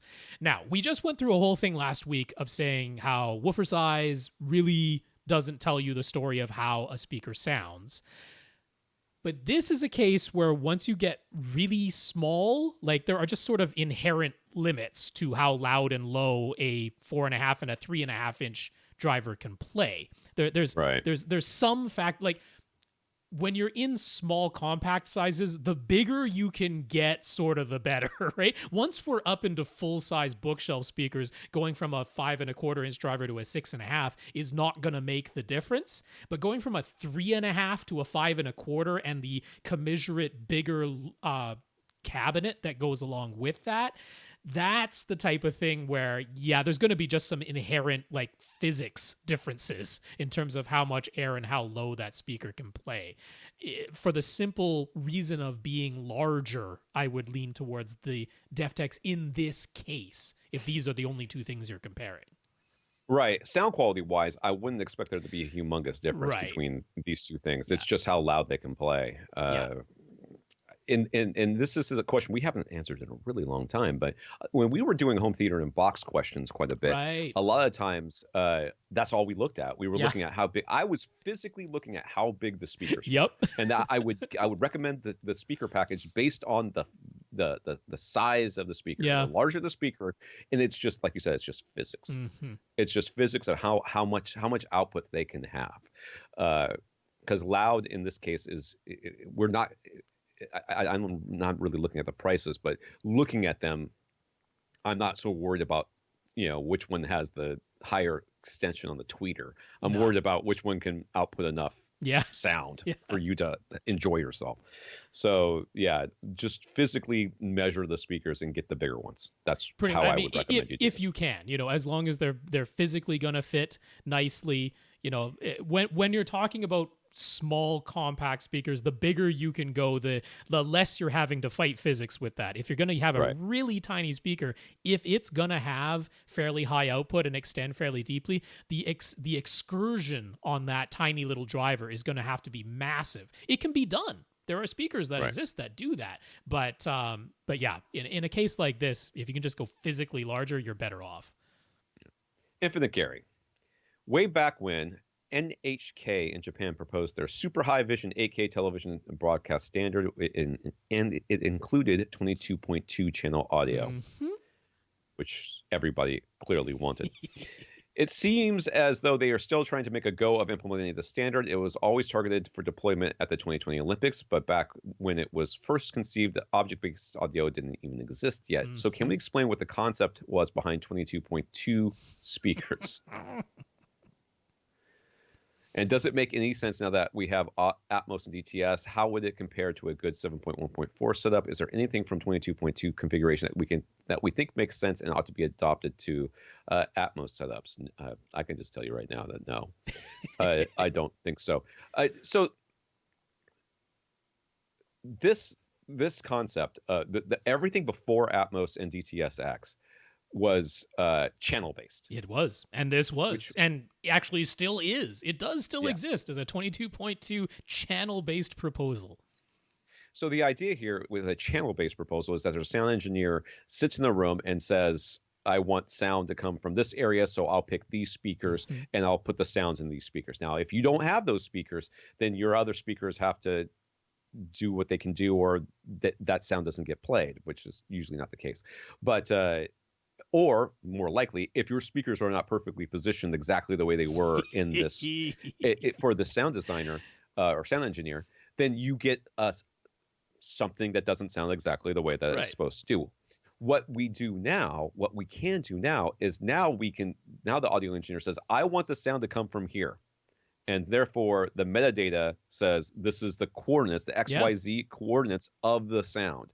And then your DTS-X or your Dolby Atmos processor says, okay, in this theater, in this space, I've got speakers in these locations. This is how I can vary the phase and the sound between these different speakers in order to make it appear to come from this location. So do we think that this makes sense and not to be adapted into Atmos? No. I mean, Atmos already can do all of this without having the channels. No one's going to have 22.2 channels. That's not a thing that's going to be a thing. That is a lot of speakers in a very restrictive setup to do the whole thing. The concept of where it came from was all based on angles. That's how they arrived at this number of speakers and where they're positioned. They were basing it all on angles and our ability to pinpoint exactly where a sound is coming from in three-dimensional space, is based on human hearing, what the separation of angles needs to be. So you'll notice there are far more speakers bunched up at the front of this setup if you're looking at the little diagram I'm showing ridiculous. On YouTube. Yeah. Because our hearing is more attuned in front of us. We have a much better ability to tell exactly where a sound is coming from in front of us than anywhere else. But we still have... these other speakers spread around behind I love us. how they have what looks to be a direct view flat panel display that's like 120 inches diagonal in this room, right? So they've got along the top edge of this $120,000 display, they've got three speakers, a left, center, and right. Left, center, and right height speakers, I would call them, up front. And then at the bottom of the screen, they have left, center, right as well. Yes. But in the middle of the screen, down. They have left center, right center, and right. They have five speakers going across the middle of the screen. Now, how this is supposed to come out from the screen, because they're smack dab in the middle. Then you've got left, looks like a front. Okay, well, you've got left and right surround, and then left and right surrounds. Left and right height surrounds, and a voice of God directly overhead. Right. And in the back, you've got three across the back at the top and three at ear level. Yes. So left, center, right. So rears, you had a tops, floor rears, level, whatever. you had an ear level of speakers, which was 9 speakers around the ear level, or no, 10 because they have a center back.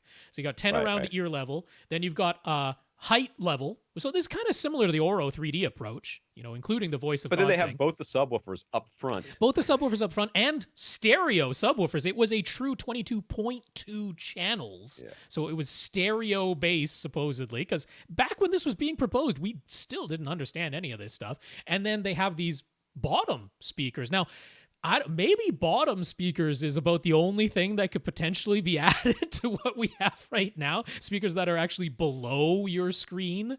I don't know how necessary or useful that would be. That's not. I mean, that's unnecessary. Our speakers are already, basically, within a couple of feet of the ground, anyways. What what is having a speaker slightly lower than that going to do? It's just ridiculous. Yeah. All right. Gary was reading a speaker review in which a reviewer spent some time talking about transients. In particular, the reviewer was talking about the leading edge of notes being accented, which made the music sound more alive. You know, these people get paid to write words, right? Subjective, flowery words. Gary thinks he has actually heard this sort of a accenting of the leading edge in certain circumstances, but he didn't like it. Gary describes it sounding like, I'm the guitar player, listen to me. Then, now here are the drums, listen to these. So are transients meant to draw attention to themselves? Should music sound more alive, like the reviewer said, or is that just distracting as Gary found it? It sounds like, well, I mean, first of all, this is not a term that you can define. Right. This particular reviewer's description and subjective experience. And not only is it that subjective experience, but he's using words that don't have a generally accepted definition when it comes to reviewing. I mean, transients do, but transients do, but that's not what he's talking about. Right. I don't really know. I don't think he's talking about, well, in the sense of a transition from no sound to some sound, that is by definition a transient. But the type of sound that both you, Gary, and this reviewer are talking about is not typically about how accurate and fast is the transient response. When you have this sort of, I notice it more, or it's a little bit biting, or a leading edge of a note, you know what that is? That's distortion. Yeah. Distortion is what makes that stand out. When the tweeter suddenly goes from not moving to moving loudly and quickly, and you actually get a little bit of distortion in there, that's what makes it go, that's what gives you that bite, that sudden hard hit to the ears that you're finding distracting and they're saying sounds more alive. Now, you go to a not fantastically well set up rock concert, which is a lot of them. I was going to say. And the speakers in that stadium or in that amphitheater are distorting. They're distorting real bad. And that's why the bass drones on forever. And when somebody plucks a high note on their guitar, it pierces your ears. I mean, not only because the decibel level is insanely high, but also because the speakers are distorting at that insanely high decibel level. And you get this horrible, harsh crack, snap, horrible sound, which can sound more like real life because that's the way horrible rock concert sounds, or as you say, can sound distracting. None of that is the transient response. Right. Transient response is all about how fast can you get back to quiet, basically. Well, and also, I mean, impulse response is almost like, I've never really seen a speaker with terrible impulse response. You know, the beginning of the note, that's not usually the problem with transient. No. Almost always where you hear poor transient response is that the speaker doesn't stop when it should. It keeps moving. Yeah. So this is just a terminology thing that doesn't make any sense, really. And it's fine. And it also shows, too, that we're making Rob is making assumptions about what this person actually heard. He's assuming it's distortion.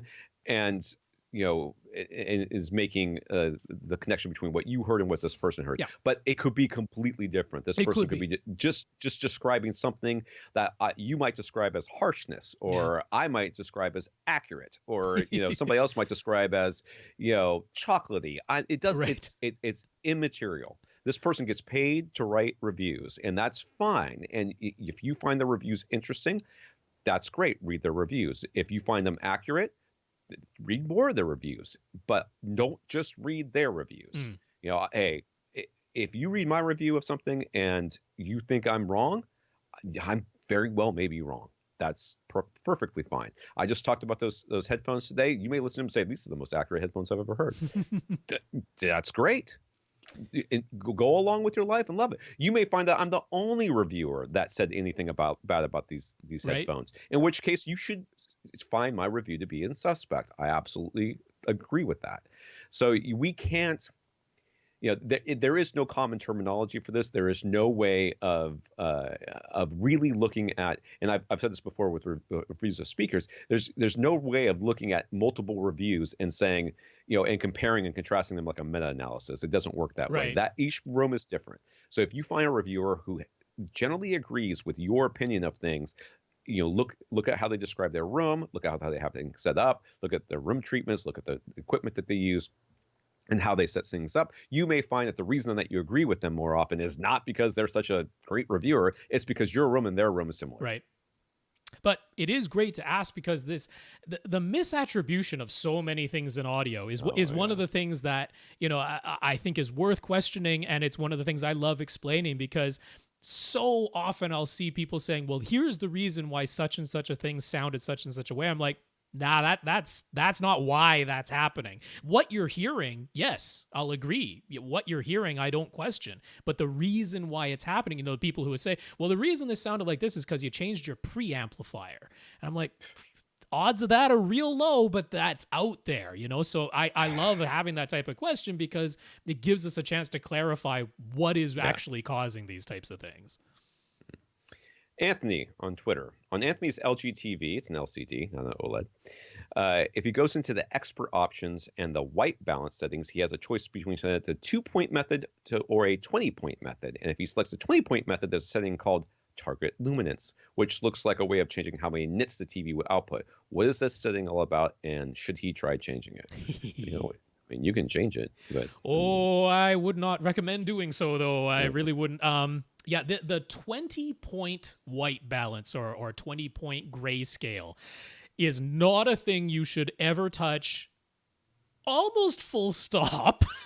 Professional calibrator, maybe, but definitely not unless you have an accurate colorimeter and software like CalMan, SpectraCal's CalMan. Oh, right. This is not something you can adjust by eye at all. Like, not even. Oh, is that what this is? Oh, well, let me look at this. Oh, no, it's the IRE. Not even close. Yeah. So even most professional reviewers will only rely on the 2-point method, because TVs today, good TVs like ones that LG and Samsung and Sony and the rest are making, they're remarkably close to accurate out of the box, and it isn't necessary to dig into the 20-point method, or sometimes it's a 22-point method or whatever, of really fine-tuning the grayscale. Now, why do those exist, right? Now, they used to exist in the service menus that consumers couldn't even get at. Only repair shops and professional calibrators with a code could even access these things. But groups like the ISF made efforts. They tried to get manufacturers to at least include these controls somewhere and then make them as accessible and easy to get at as possible. And they've largely succeeded. A lot of companies have done that now. But now consumers see these things and they're like, well, what should I do with this? Do I adjust it by eye? Do I need a test pattern? In this case, you need more than that. You need software and a meter. Now, what is that actually doing? All right, now, these 20 points will go along so even IRE is not even the right term anymore. That was back in the analog days. It should just be called percent stimulus now that everything is digital. But we'll go along, 5, 10, 15, 20. That gives you your 20-point scale, going from black at 0 up to peak white at 100. So this 100 IRE signal, that, as you change, is just going down the grayscale in 5% steps. But the target luminance says, well, when I get a full peak white, what should the target luminance be? What are we aiming for? And then you can see right below that, there's this adjusting luminance, which is like the offset from the target luminance. But you can change both of those things. And why on earth would you ever do such a thing? Well, if you are mastering content, right? And really, this is the only time this comes into play. If you are mastering content and you have a certain display and you have measured that, and that is your prime display on which everything, you're authoring everything to that, and then you have some other displays in your arsenal that other people are working on, and they all have to be exactly the same.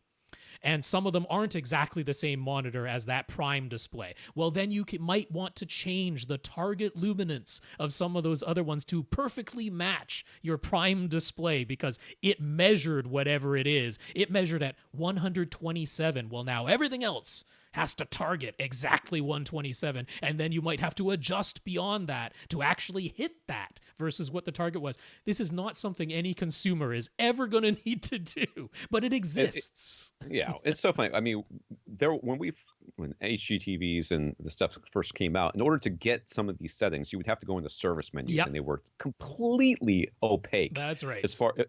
And if you made a change in there and you didn't figure out how to change it back, you could literally brick your TV. You could. I mean, you could have the TV be so out of color and so and you would never be able to adjust it back again. That's if right. you didn't know where it was. So they finally got these settings in a place that we could get to them just in time for TVs to come to your house. Basically color accurate without actually needing it, not for consumer purposes. Yeah. Right. No, I mean, this is professional level stuff that is now accessible by any consumer. Lord knows I don't blame you for being confused and be like, what? It's here. Should I adjust it? I've heard about things being higher than 100 nits. Is that what I should do? Like, honestly, this isn't for any of us. Yeah. I wouldn't touch it. Nope. You know? No, I mean, don't touch it, dude. Yeah. Clara says, what do we think is going to happen with TV prices and just home theater gear prices in general this year? Does the global pandemic lead to such a drop in demand that prices actually go down? Or do all the major disruptions mean supply runs short and prices go up? Dude or dudette, your guess is as good as ours. I don't know if people, I mean, the economy, the worldwide economy is going to suffer. No matter what, across the board. That's unquestionable. Does that mean lower? Does that mean lower prices? Maybe for some things, but other things, I think prices are going to go up because they're going to stop making as many of them because they don't have the ability to, or the demand to. All we can do is try to, when we can, as needed, don't hoard essentially anything, including money. Don't hoard stuff, and say, oh, I was going to buy these speakers, but now I'm not going to buy them because I don't know what tomorrow is going to be like. Yeah. Well, if you continue to do that, then the economy is just going to be worse and worse and worse. I mean, early on, when this was mostly only showing up in China.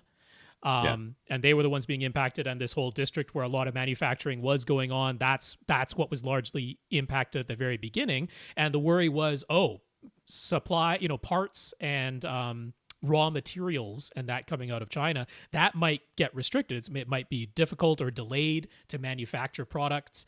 And that was the worry early on, which made everyone suspect that prices might go up just because availability of raw materials and parts was going to go down. But now, Asia's in general, the Asian countries have done a better job of testing more people and getting a better handle on this. And now it's Europe and North America that's looking like, ours might either drag on longer than it did in Asia or just have worse overall outcomes. And the supply and raw materials coming out of Asia is not restricted so much anymore at this point. But then there could be a second wave, or we could find some very effective treatments. A vaccine is years away. I think saying a year to 18 months is really, really optimistic with a coronavirus that mutates 70 times a month. But putting that aside, we might have very effective treatments, and that might make all of this much less of a concern earlier. That's the optimism. Or it isn't, and it actually ends up worse than our projections even. These things, we don't know. We don't know how this is going to play out. So, honestly, I'm just watching, all these businesses that are local businesses, family-run businesses. There's the place where I get worms for for Daisy, the lizard. And it's one of the last places I shopped at,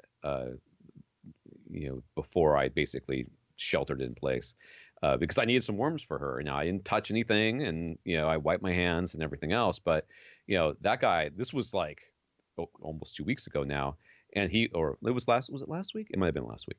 He's like, I don't know how I'm going to make it through this. Yeah. This was his high season. All right. Because end of the school year, and usually he's got tons of orders online for stuff like that. Beginning of spring. Yeah. Almost nothing. He doesn't have enough employees on the books because it's all family run to be considered for one of these continuation loans or the loans that are floating around out there. And he doesn't know how he's going to make it. And there's a lot of businesses out there that are like that. So, if my wife and I are like considering just like going to local businesses and buying food or buying, getting stuff and maybe not even using it until, we wipe it all down or whatever, but just to try to put a little bit of money back into the economy. Yeah. I mean, it's all we can do. So we don't know what's going to happen. Yeah. And there is going to be an effect. I don't know what it's going to be. I hope this all goes quickly, but I don't know. It doesn't look like that. As we're recording this towards the end of March here, the big electronics companies, they've announced products and prices as normal. Microsoft and Sony are still acting. PlayStation 5 and Xbox Series X are going to come out as they plan. LG announced all the prices on all their new OLED models, and they're all completely normal prices that everyone was anticipating. Same with Samsung, their whole lineup. Same with Sony, their whole lineup. Everything has been announced as normal so far, but how it will actually play out throughout this year, there's so many unknowns. That's all we got. Yeah. Mark is writing to us on behalf of his brother, Mick. And yes, his parents went for all M names. There are 5 brothers, including Mark and Mick, and all of their names start with M. Yep. So that's the thing that none of those brothers have ever been called a different name by their parents. Never been mixed up even once. No, I mix up the dog with my kids all the time. Right.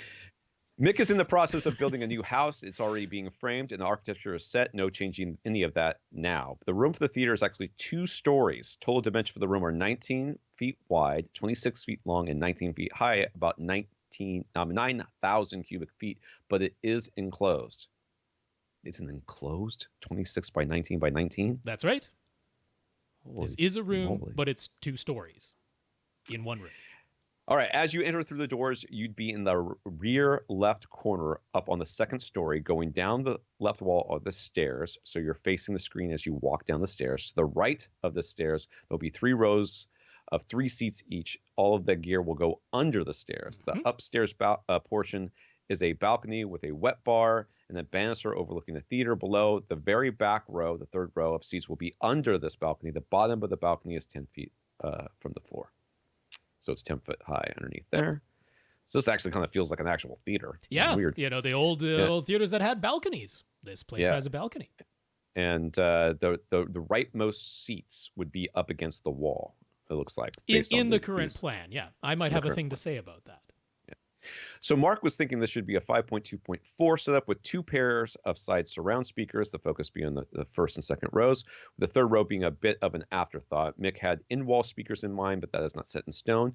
But what do we think would be best in here? And if there were going to be 4 overhead speakers, do they go way up on the 19-foot tall ceiling, or could they go on the underside of the balcony for the rear heights? So, yeah. Okay, first of all, I agree with your 5-point plan. I think 7-point, especially when the back row is going to be there, doesn't make a ton of sense to me. I think multiple. If you care about that 3rd row of seats at all, they would be, you'd probably want to have your surround backs, if you were to have them, up fairly high.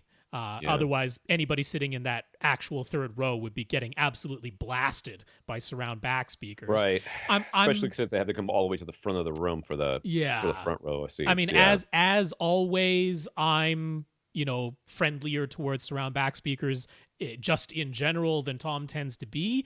I certainly, if both you and your brother are thinking, I'd rather go 5 channels as far as the floor level speakers. Like, I'm not going to warn you away from that. I do think that makes sense. If you were going to do 7 channels around the floor level and have surround backs, they'd have to be up higher, at which point you start to impact what you might do with your overhead speakers, because you wouldn't want to have surround backs up high and then rear heights 1 foot above them. That wouldn't make any sense. So those are the considerations there. I think your notion of 2 pairs of side surrounds does make a lot of sense. If you had side surrounds for the back row, they'd be like where the door for under the stairs goes. It doesn't make sense. So overall, I think the 5 and having 2 sets of side surround speakers, I like it. What about the overheads? What are we going to do there?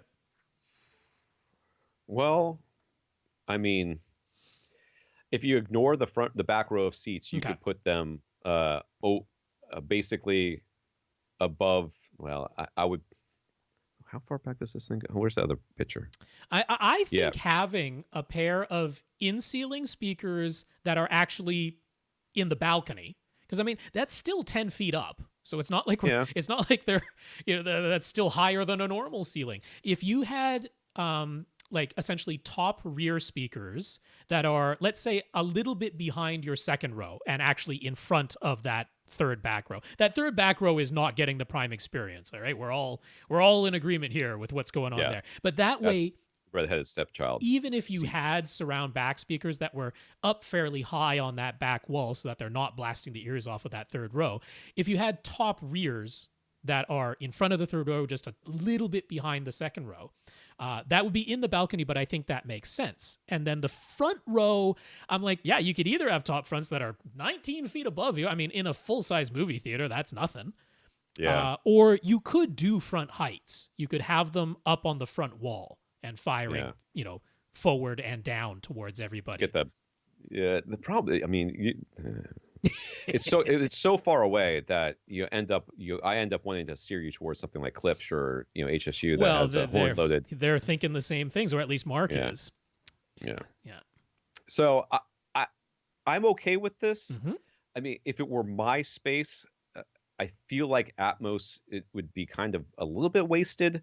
But if you're gonna do it, this is the only way I would suggest doing it. I certainly don't think that all of the overhead speakers have to be in the 19-foot high ceiling, meaning that really only the front row would be getting them. Because the second row, their heads, at least the way things are planned now, their heads are like just under the balcony. I mean, you could look at that. If you could look at the front heights, or the top fronts or whatever it is, what that angle is, you could put like prime elevation type speakers. Right. Think of angled speakers there. Yeah. You know, and that way you would be getting that, and it wouldn't be quite so far away, and you also wouldn't be blasting them into the, right above the balcony, or because they'd have to be turned up pretty high to just get your level matching. So I like putting them on the front wall versus having them in the 19-foot ceiling. Yeah, so front heights that are angled down, so they're going to hit the whole seating area, and then your top rears are above you. They're on the underside of the balcony, but the underside of the balcony is 10 feet up, so that's all right. Yeah. So despite the large size of the room, Mick was hoping to keep the price of each individual speaker around $250. He was looking at Polk and walls, but Mark suggested Klipsch to him and said, anything else we would recommend more highly? Yeah, dude, you're going to need horn loaded. Yep. You're going to definitely I like them in here anyway. Like the Klipsch Premier series, which has a wonderful catalog of various speaker types in that reference Premier series from Klipsch. Like they've got the angled speakers that can go as your front heights. Then they have in-ceiling speakers in the reference Premier series that can be put into that overhead balcony. Then they have really skinny flat on walls that could be your two sets of side surrounds, or in-wall side surrounds. They've got both in that series. And then they've got really efficient high output tower and bookshelf speakers that can be your normal front three. Everything is in that catalog of reference Premier from Klipsch. And now the price points, $250 is a little bit on the low end for reference Premier for some of the larger, higher output models, but it's not drastically so. Like you did mention, upwards of $300 per speaker is acceptable, right? And you're in that sort of price range in the reference Premier. I don't think I would recommend anything more highly. Just because it's the total package solution where everything can be in one series using the same drivers, but they have different form factors to fit everything that you need in this room. So what does he need for subwoofers? Mick is open to cylinder subs after Mark showed him the PC2000s, but Mick is definitely thinking both would go on the front wall, as the third row of seats and access to the gear under the stairs leave no real room at the back. But could putting a sub up on the balcony actually work? What do we suggest? Yeah, so if you can't put it in the back right corner because of where the seats are right now. Now, Rob and I are both going to agree that those seats need to come off that wall anyways. Yeah. So and this is just a sketch diagram. So he's got like 3 individual seats, 2 armrests each seat with some space between each seat in the sketch. Now, obviously, if you go for something that's more like, joined seats like home theater recliners, or even sofas, or love seat plus 1 seat, like there's lots of options here that you can do with home theater seating. And I'm looking at this and going, okay, for the front row and the second row, I would prefer in this room to have them like maybe quite close to the stairs on the left, but then your walkway is on the right-hand side so that they're not pushed up against the right-hand wall. Mm-hmm. The third row, back row, I don't know what's really going to happen back there, because you do still want to have this access to the area under the stairs. So you can't press it right up against. Although, could the access to the under the stairs be in the gap between the third and second row? Could that door just be moved? Well, he said the framing was already done, and that's not going to change. That's true. So I'm going to guess no on that one. So I like putting the subwoofer in the back left in front of the door. In front of the access door. Okay. Yeah. And the right subwoofer mirrored on the other side. Like the front wall. Yeah, on the right wall. But up that much. A door's width. Now, this is not perfectly rectangular, perfectly mirrored, because the room is, there's stairs to the left of that, but it's pretty freaking close. Pretty darn close, yeah, because of course the stairs are not the entire way up, because they're stairs. No, I mean, what about his idea of if there's room up on that balcony somewhere? There's not. I know. It's all. There's no room up there. It's all filled in already, kind of. He's got a sink up there. He's got a refrigerator. He's got a bunch of stuff up there. Where are you going to put it up there? You can't put it up there. Yeah, I mean, the only other thing, like, could we actually conceive of a side-to-side placement where we actually like build a cubby into the area under the stairs, and a subwoofer's firing out sideways that way? But then I don't know where it goes. How do you feel about putting them on the ceiling? Like building a nice heavy shelf, putting them in the front right corner and the back left corner, or vice versa. Who really cares? Infinite baffle subwoofers that vent up into your attic? You don't even have to do that. Just build a shelf, put the things way up high near the ceiling, and that's it. Wow. I mean, it could be it done. would work. It would work. I mean, is having them both at the front of the room the end of the world? Is that the end of the world, Tom? Not the end of the world. It's not the end. This is a big space. You do have. Hey, you tell him this. You show him Rob's 12-step guide for how to get subs to equalize when they're not properly placed, and say you can do all this, and you'll need to buy this gear to do it with, or you could just put them where they're supposed to be and not have to do all this. Now, I would have you, if you're sticking with cylinders, I would have you get in the 4,000s if you can at all afford it. I know that's a big step up in price, but big step for up, 9,000 cubic feet. Yeah. 2,000s aren't going to cut it. You should also be thinking about power sound audio and some of the ones that the higher output. Now, you're not going to get cylinders from any of them, so that's why that's a factor there. But big old boxes. Yeah. I mean, PC 2000 Pros turned up literally as high as they go.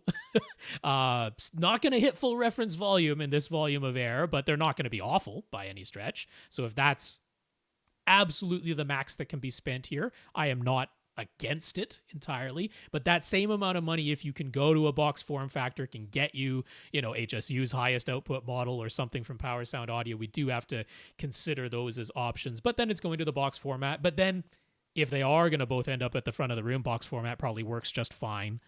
So, ideally, we're going to still try and have them front of the room, back of the room, if at all possible. But if not the absolute end of the world. There's things we can do here.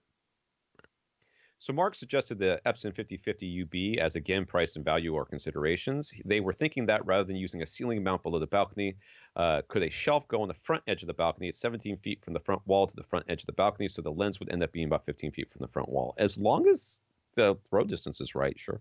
That's right, yeah. So I went to Projector Central and used their projection calculator.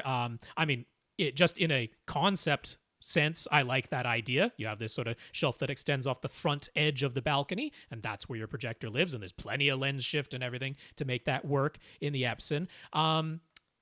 At that distance from lens to screen, you would not be able to do a 150-inch screen, which is as large as I would ever have a 50-50 Go. But you certainly could do a 135. That's well within the range. I think you get up to about 145 is like the maximum with that distance from lens to screen. So as long as you're going to go smaller than, let's be safe and say 140 inches diagonal, then I'm good with that idea. I like it, in fact. So the front row is still intended to be the primary row, and it'll be 10 feet from the screen in the current plan. So what screen size, and should the screen be mounted a little higher than normal given the 3 rows of seats? So about mounting the screen, if the primary row is the primary row, what you don't want people having to look up. Yeah, you don't want them the entire getting time. uncomfortable cricks in their necks. That doesn't make sense. He's already got in plans risers for these seats. He does. The idea of the risers is that you don't have to raise the screen so people can see it. So make sure your risers are the proper height, then you won't have this issue.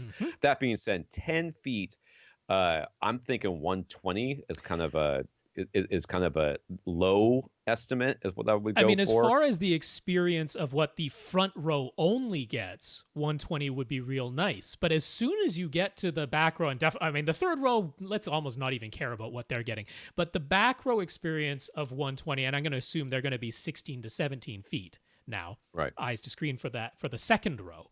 120 is a little bit smallish. For the people who are sitting in the front row, do you want them to have perhaps a slightly uncomfortably large and then really pleasant from the second row? Or do you want front row is really all I care about, everybody behind me gets what they get? Because 135 to me is reasonable here. Yeah, I mean, but that's so big. It's big. I mean, that's a 1-to-1 ratio of width to distance, eyes to screen. So distance from eyes to screen, ratio to the width of the screen. If you go 135, that's 1-to-1 from 10 feet away. Some people love that. That's what they want. And then the second row is still getting a good experience. Yeah. Well, it really comes down to what Mick wants. Yes. If Mick wants that front row, if he's like, 90% of the time it's going to be me and my wife and my 2 kids or my 1 kid, and we're going to be sitting in these front 3 seats. And occasionally the rest of the family will come over and they'll sit back there, or I'll let them sit in the front 3 seats and I'll sit in the back, or on the balcony or something like that. Because that balcony is basically the second row of seats too, same distance, about, eyes to screen. That's for that balcony. So if what Rob's saying is 135 for that middle row and the balcony people is a cinematic experience. Yep. But if that's almost never the case, and it's almost always just you guys in the front row, well then 120 makes more sense. Makes more sense. Normally we would tell you to go to a movie theater and whatever, but they're all closed, so you can't. So the room will be carpeted, and Mick is open to having acoustic treatment. Should they still go for the typical side wall and back wall treatments, or does the extra tall height of this room require a different approach? And it's really no different. I mean, if you could, I would almost say build a false wall like a couple of inches in, and then put bays in there. Okay. Just like 2-foot wide bays, and have every other one filled with acoustic, rock wool, and then just cover the whole thing with fabric. And then you can tear the whole thing down afterwards, just a little bit of framing, basically. Because this is going to be, it's a large space with a lot of places for reflections, and things are going to be bouncing around, especially in the weird little balcony and alcove and stuff like that. Right. They got a lot of little angles in there where sound's going to bounce off of. I mean, you still want to treat those first reflection points. Yeah, That's still going to be a thing. The spot treatment parts of it were for specific reflections, your side wall and your back wall. That remains the same. In a setup like this, where you're going pretty to the nines, you're trying to do value and everything, but you're going pretty to the nines here. I would have most of the front wall treated. Even going all the way up to this 19-foot ceiling, right. if that's like Tom says, if you can actually just put in some framing and cover all of that and then put fabric over the whole darn thing, if that whole front wall is 2-inch or more thick absorption, so much the better. But ultimately, other than the spot treatment for the specific reflections on the side and the back, it's the same rule of thumb. You still want about 30% of the total surface area in here to be absorptive in some way. Now, because you have such huge side, front, and back walls, 19 feet tall in all cases, that percentage of the surface area is larger than a normal room. But that's still what you're going after. That doesn't change. Yeah. So Mark was thinking of a Denon X4500H, Panasonic UB420, and the Apple TV 4K. Any other important gear that should be considered? Normally in a room this size, I would be worried a little bit about amplification because of how far away you're going to be sitting from the seats in some cases. But if you go with clips, like we suggested, then the X4500H should be fine. Yes. You're not going with more speakers than you really can power, so that's fine. Yeah. You can wire. So how would you wire the side surrounds if he goes with? Is he only going to go with 2? Yeah. Or is he going to go with 3? We're only going to go with 2 side surrounds. Okay. Yeah. So 2, you would wire those in series. I was thinking he was going to go with 3, and then you could wire 1 parallel, and then the third one in series, and that would be just going 2 side surrounds. So that's easy. Wire them up in series. 4500 can still power those just fine.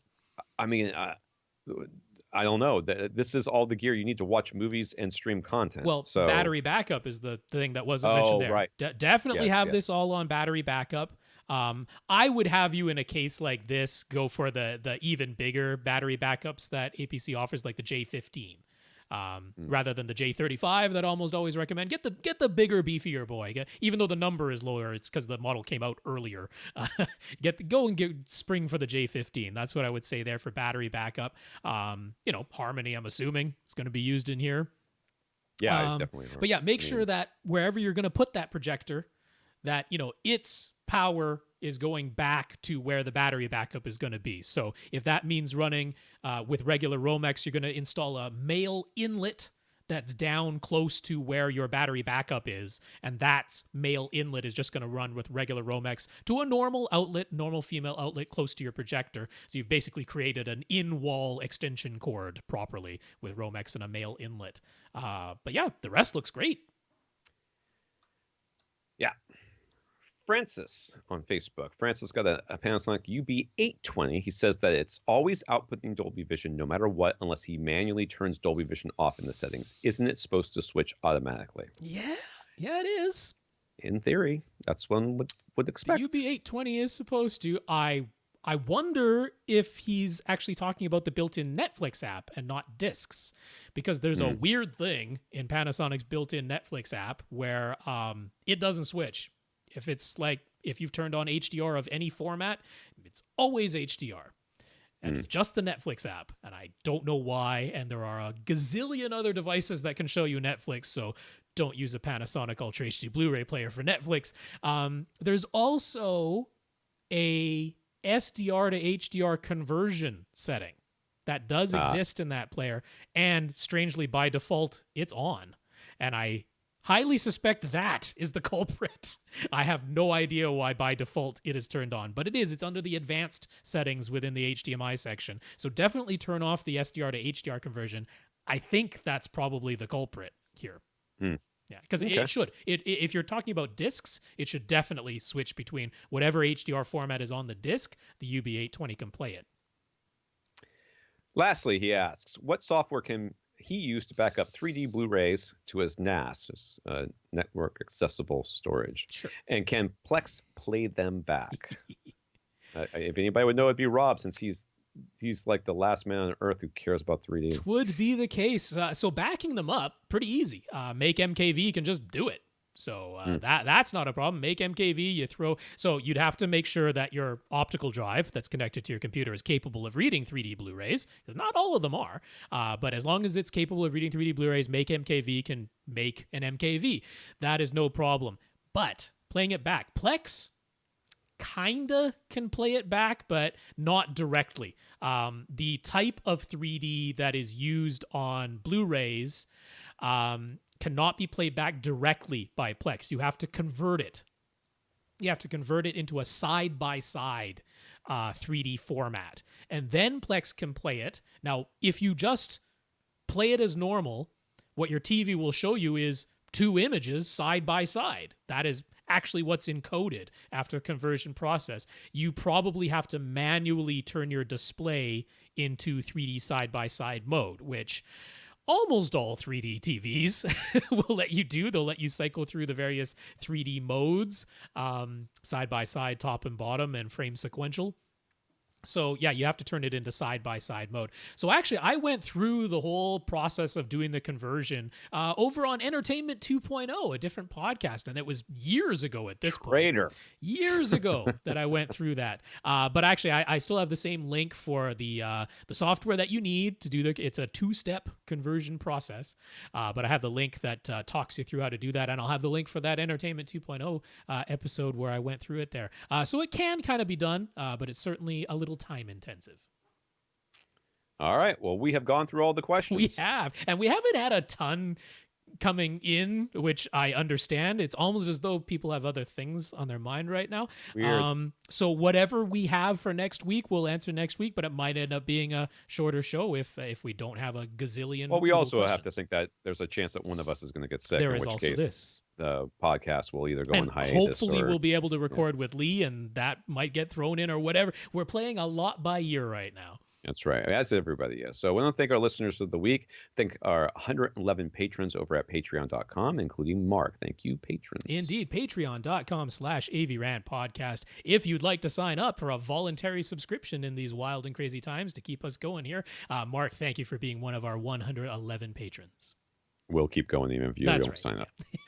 I'm going to thank Joe for talking us up to a whole bunch of companies, Brian for talking us to SVS, Ted for sending Robin an Amazon gift card, Jorge for donating to his local community the money he was going to give us, which we're 100% okay with, and all our listeners who have expressed gratitude and continuing to do the podcast, including Ted, John, and Nathan. So thank you, all of you. Indeed. I'll just say the names again real quick. Joe, Brian, Ted, Jorge.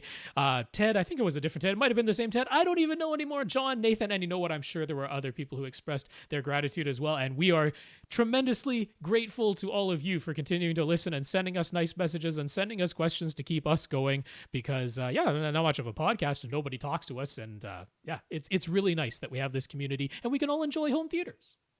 There we can. For AV Rant, I'm Tom Andry. And I'm Rob H. Now go out and listen to something. Well, you know what? No, stay in and listen to something. Don't go out. Stay at home. Don't go out. We said we would never change our sign off. This has caused me to say, you know what? We're going to change that sign off for the next little while. Stay in and listen to something. Stay in and listen to something. Thank you.